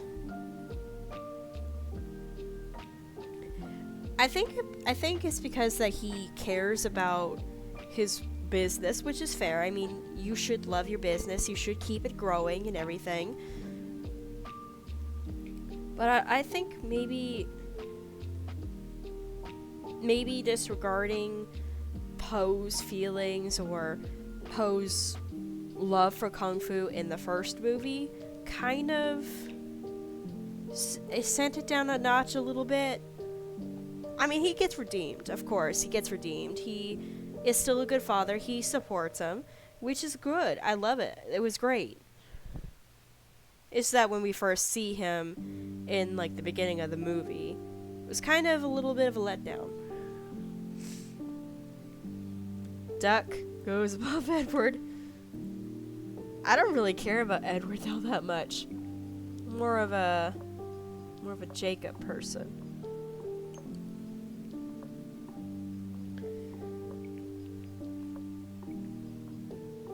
Also in the series, I think Duck is funny. And I do enjoy Don't Hug Me, I'm Scared more than Kung Fu Panda.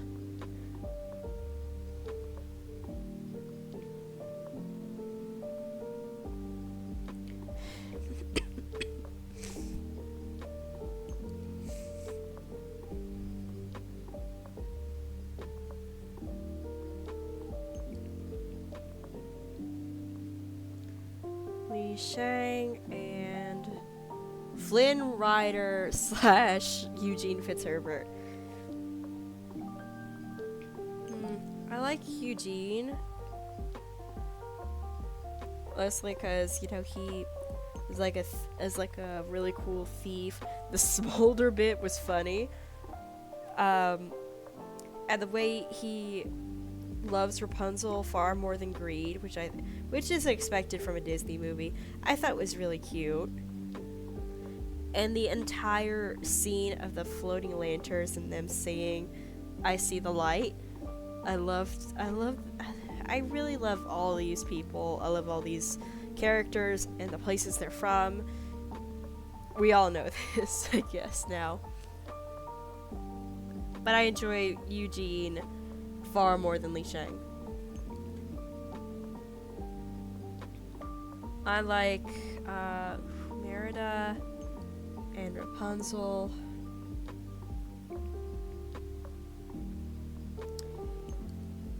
I'm gonna go for Merida, mostly because I like her accent.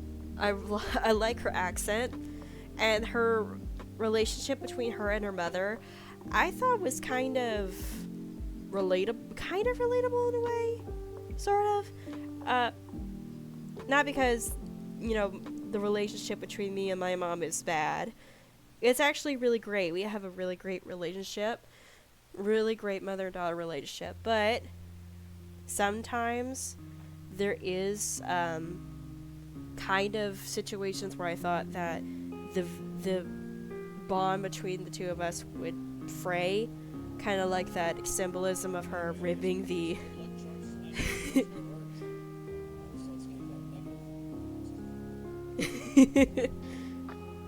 I guess so. Just really frayed, like what Merida and her mom did in the movie, like when she was trying to change her fate and all that. And then in the end, they understood each other and bonded together, and then her mom turns normal again, which I thought was really nice. So I enjoyed Brave, but I also like Eugene a lot too. I don't know, I really liked Eugene's character development.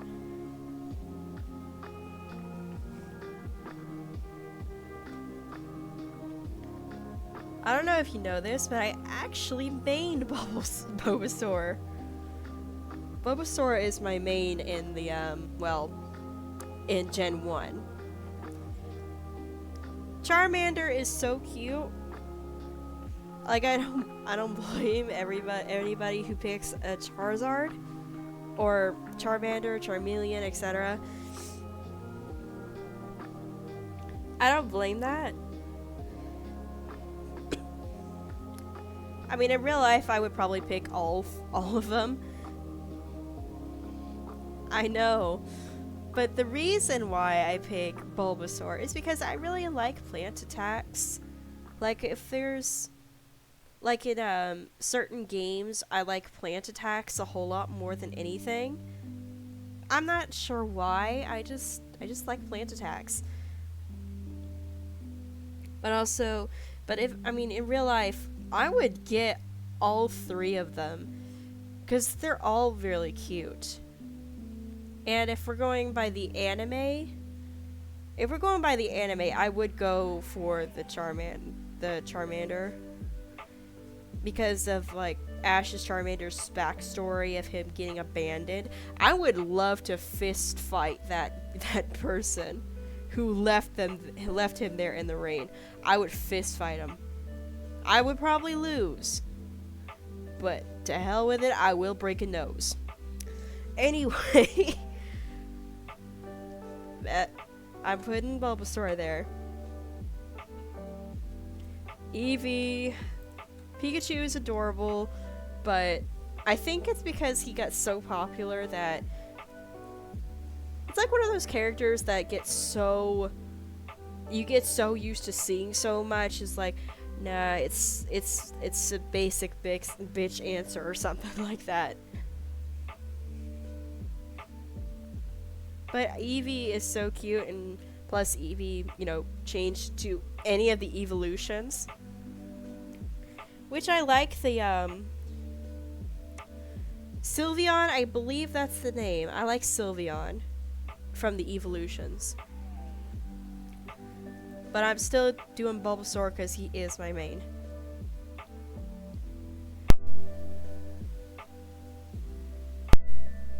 And this one's an easy one. I don't like Syndrome. I don't like Syndrome.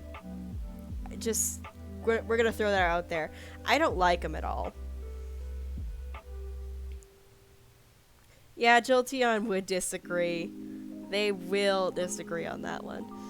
It's just Sylveon's my favorite out of all of them. Yeah, I don't like Syndrome. But also Squirtle is so cute. You just cannot... You cannot pick Syndrome over a Squirtle. It's physically impossible.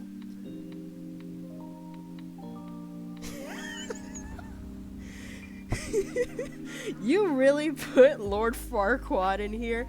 I'm gonna tell you right now, Flowey immediately goes, oh, my goodness. Flowey immediately trumps freaking Lord Farquaad. I hate to break it to you, but he also goes above Squirtle.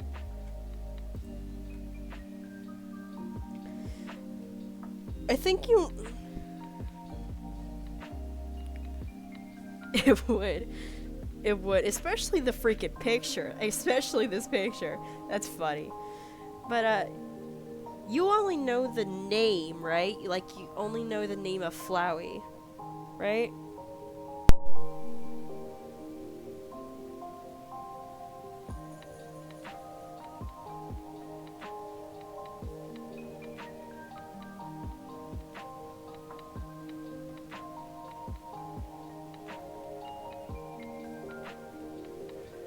Had a cough for a sec. You don't know anything else about Flowey, right?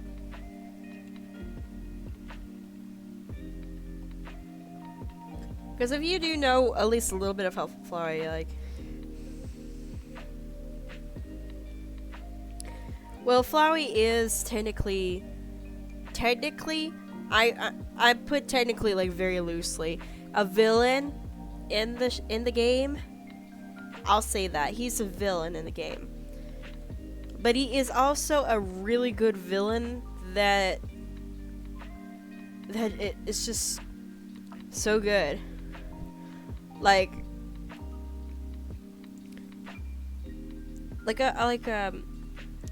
all the villains, quote unquote, again, really loosely, quote unquote villains. Flowey is actually a really, really good villain in the game. And of course, oh shit, sorry. Oop, there we go. Messed that up. What?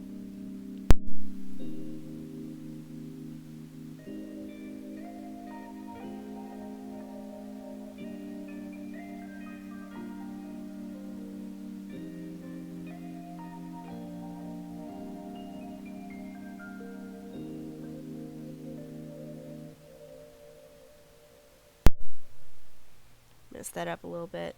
But, do I like the Toy Story better than Undertale? Do I like Toy Story better than Undertale? Oh, this is gonna hurt a lot. Alright. I like Undertale a lot more. And of course, Lancer goes above Manny.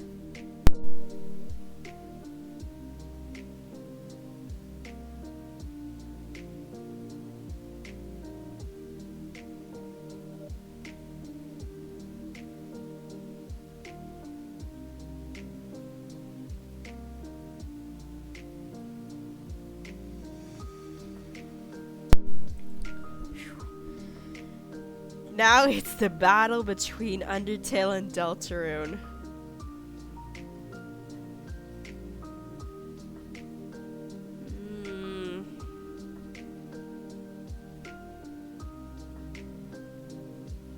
Let's go over let's go over here.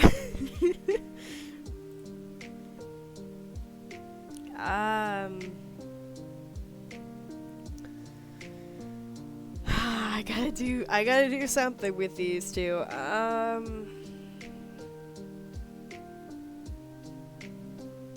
not gonna give reasons, cause I don't, but I gotta put one of them in here. Left isn't much better. Yeah, I know. I gotta put one of them in here. I don't have a reason. I'm just gonna put one of them in. I'm not gonna have a reason at all. There. Damn, that hurt. But Tails is no. Tails goes past Donatello.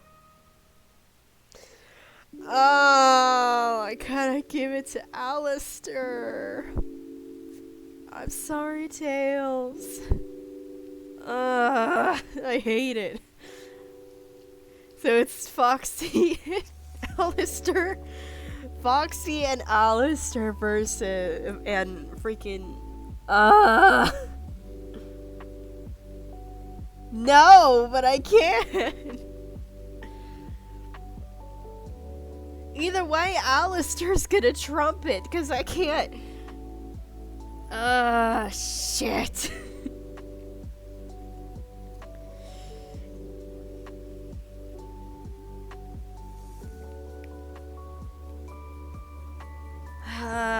I'm a diehard FNAF fan. I can't do it.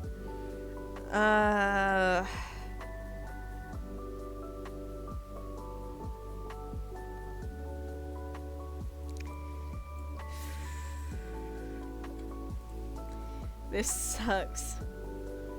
No, they weren't, but I couldn't do anything. Now I gotta see if Flowey or I gotta give Lancer. I can't do it. I can't do it. I love Undertale, but I love Lancer more than Flowey. And now these two.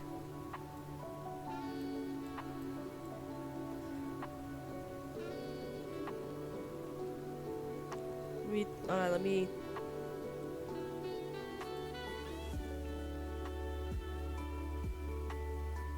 Oh my god. No! Oh my goodness. Were they correct? I don't know. Okay. This is gonna be a hard one.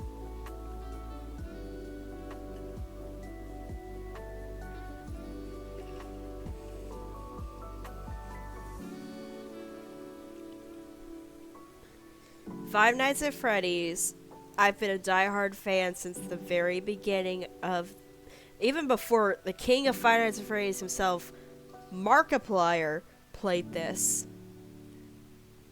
Like, I've been a diehard fan of this.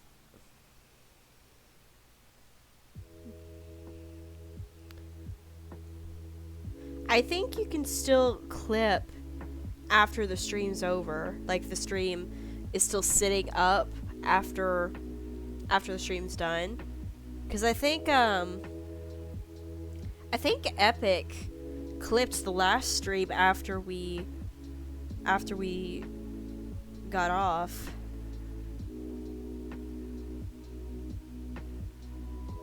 Yeah, Epic did a couple of clips. So I think that you can still do it even after. So, but I've been a diehard fan of FNAF forever. And I am very hyped for the FNAF movie. But Deltarune is a very, very pleasant game. Very beautiful experience. Lancer is a precious boy. He has a shitty dad. God, I hate his dad.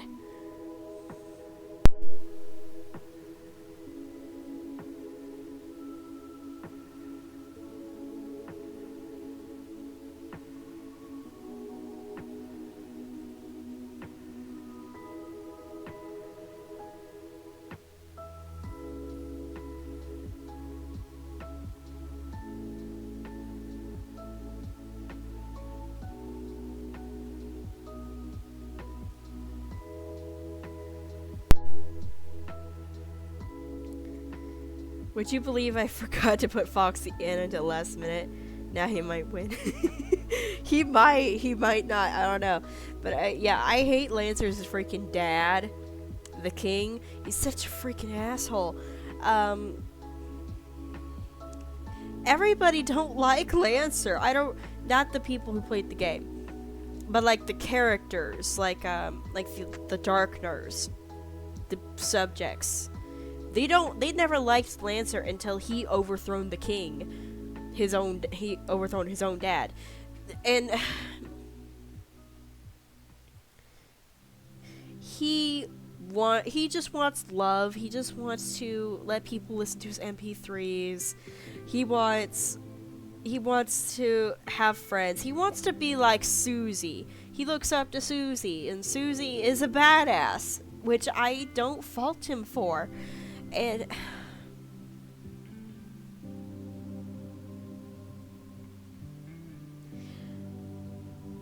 but Undertale and Deltarune is also a very, very beautiful stream of games. Very beautiful games. And it's my love of horror or my love of silly games with beautiful characters and beautiful stories. You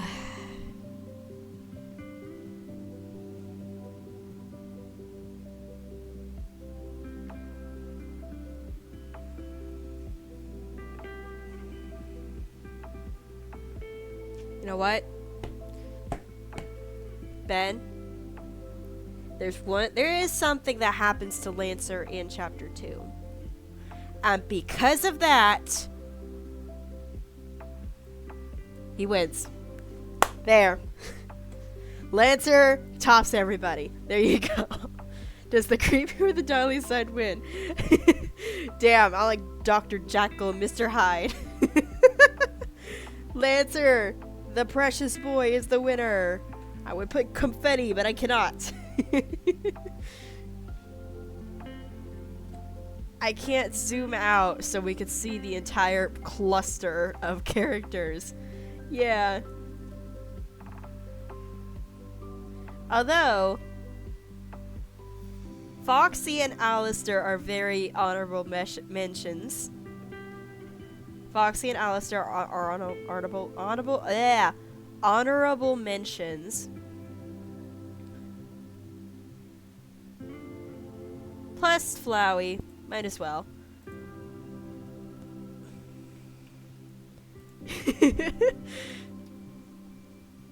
I guess so.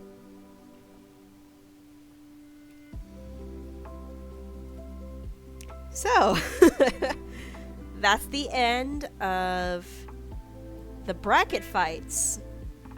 Hold on, let me try and fix this. That's the end of the bracket fights.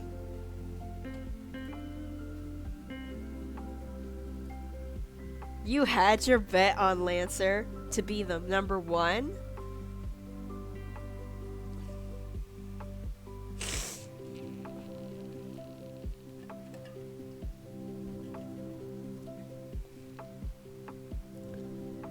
Not gonna lie though, all these characters are really, really hard to trump one over the other half the time.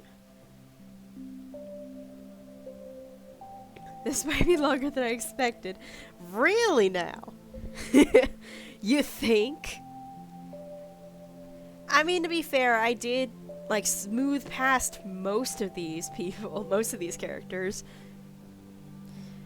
However, it's gonna be a whole lot harder with the other lists.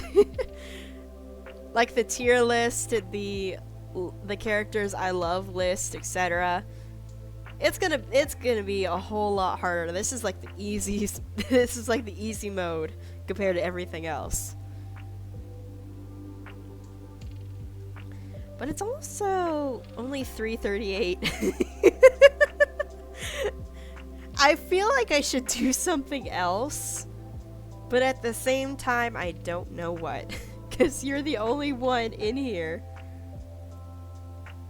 Yeah, you're the only one in the chat.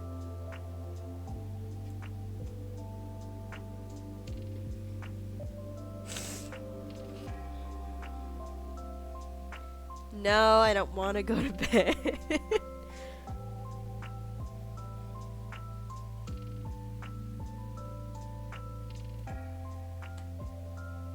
Actually, I might need a closed tab or two.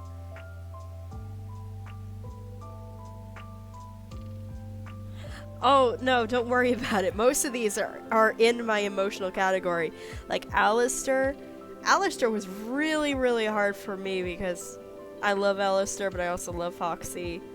Love Hazbin Hotel and FNAF.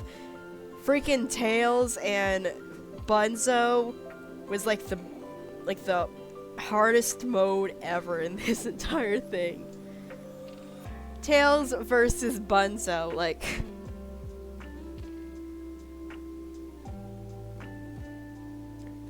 Oh...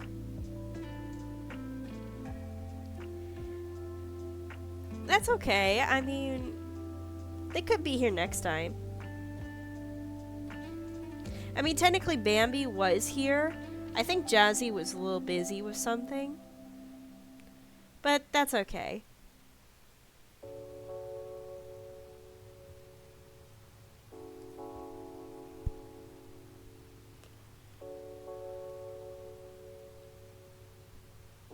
It's just really rare for them to, you know, show up.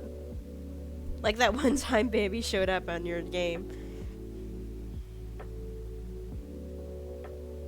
I know, that was so hard. It was...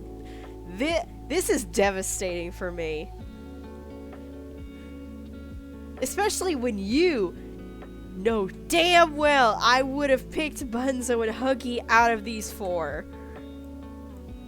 Like, that was the most bullcrap thing you've ever did.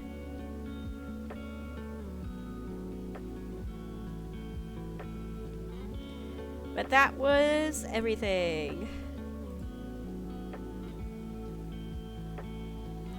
Yeah, of course you knew.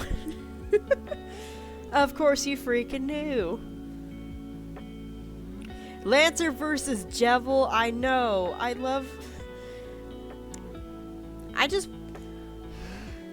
want to adopt everybody, okay? They're all so cute and precious to me.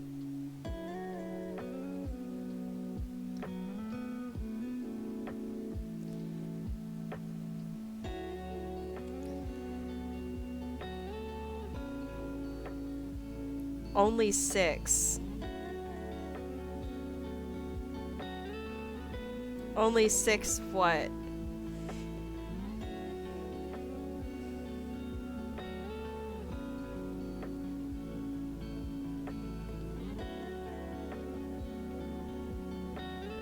You can't be freaking serious, Ben. You're still adamant on 6 characters? No! No, at least... Give me 20! Please! Oh god. That's gonna cripple me.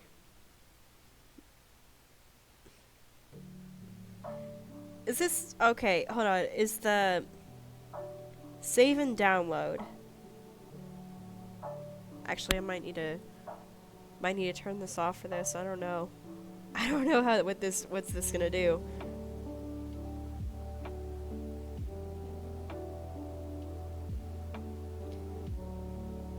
But Ben, but Ben, please let me hold on. I'm gonna download this. Download image.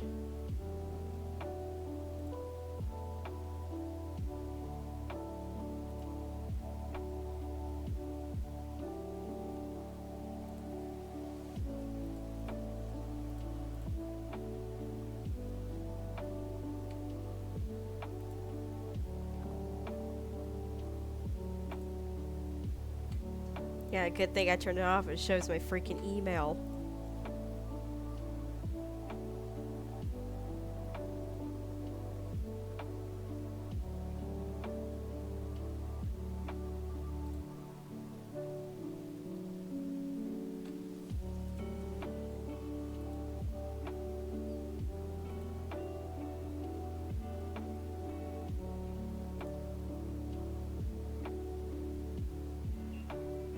Can I save and download now?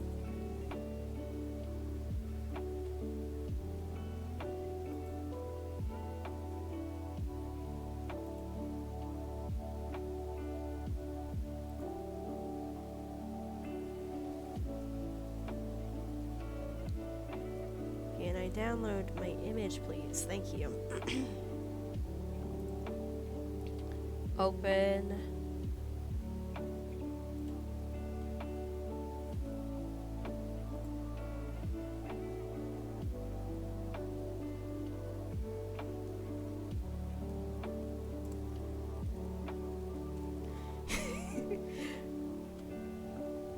Putting this in an album called Crippling Depression. There we go.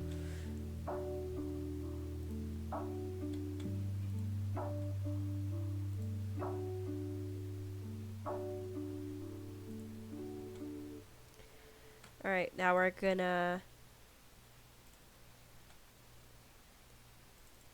open up Discord again. Hopefully this will not destroy my computer.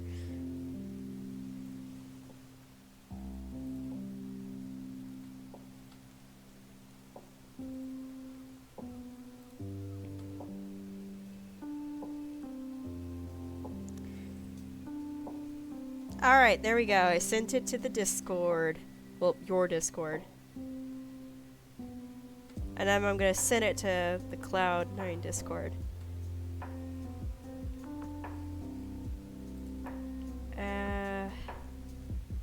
Upload. Open. There we go. I sent it to the Discord.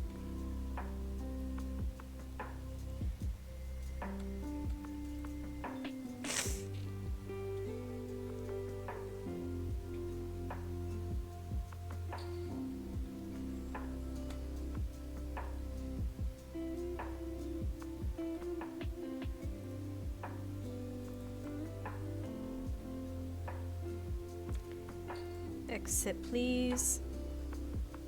Don't want to put... I need to turn that off.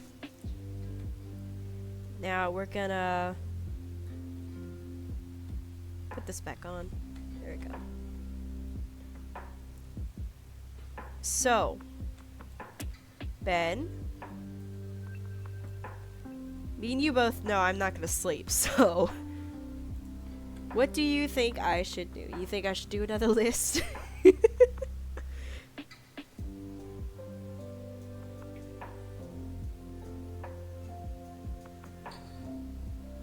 Or are you gonna like go live and I'll go on live with you? Whatever the hell. I don't know. I'm not really tired. Of course, we both know I'm not.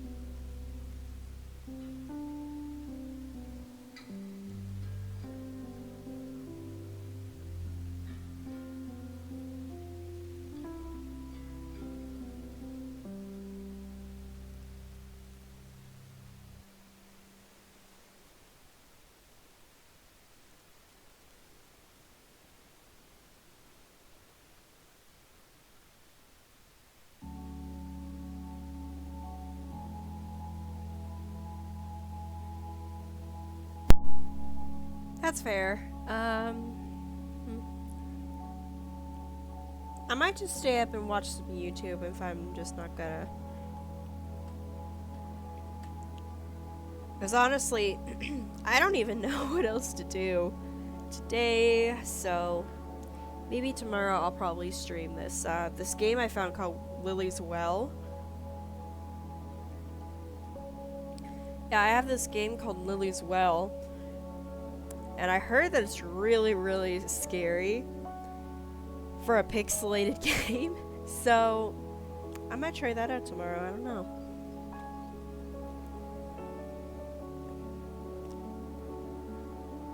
That's fair. I mean, I'm not gonna do them all in a row anyway, so you have plenty of time. Well, I'm glad you're gonna be here for it, Ben. I might try and stream it way earlier, cause what day is it? It's Sunday now, and I'm actually coming home on Monday, so Monday I think I should be able to stream a whole lot more early, depending on when I get home, I guess. Yeah, I know. I heard Lily's Will is really great. So, so, let's go ahead and put the ending stream.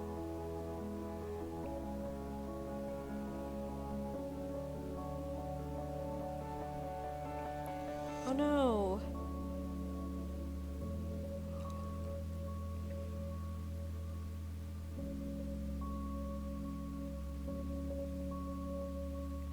The credits is not working really good. Hold on, let me try and refresh the credit roll. Maybe that'll fix it. That's better. I didn't think that'd be that wide.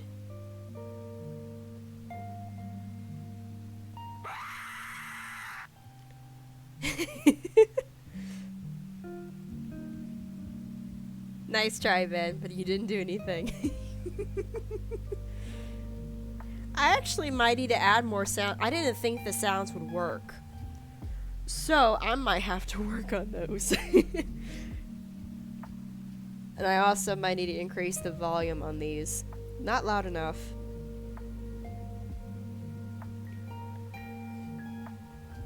Maybe eventually you'll get me, but you can't.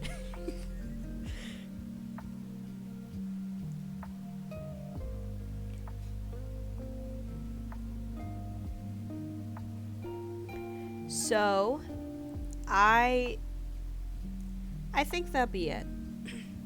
Thank you for stopping by, though, Ben, and I really appreciate you making these lists, even though it's a pain in the ass.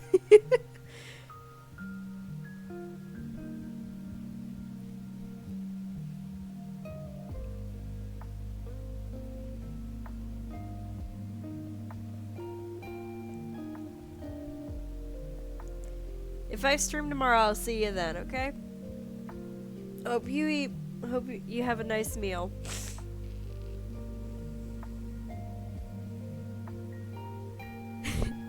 I did enjoy it, even though it was a big pain in the ass to figure out between Tails and Bunzo, but it was still fun. It was still great.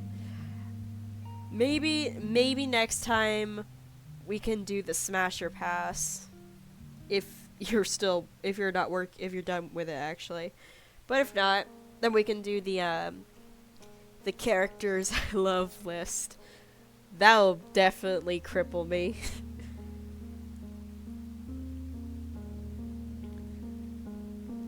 I hope I feel better soon too. Hope you have a nice day, well, night now over there. And have a nice meal. I'll see you later, Ben. Goodbye.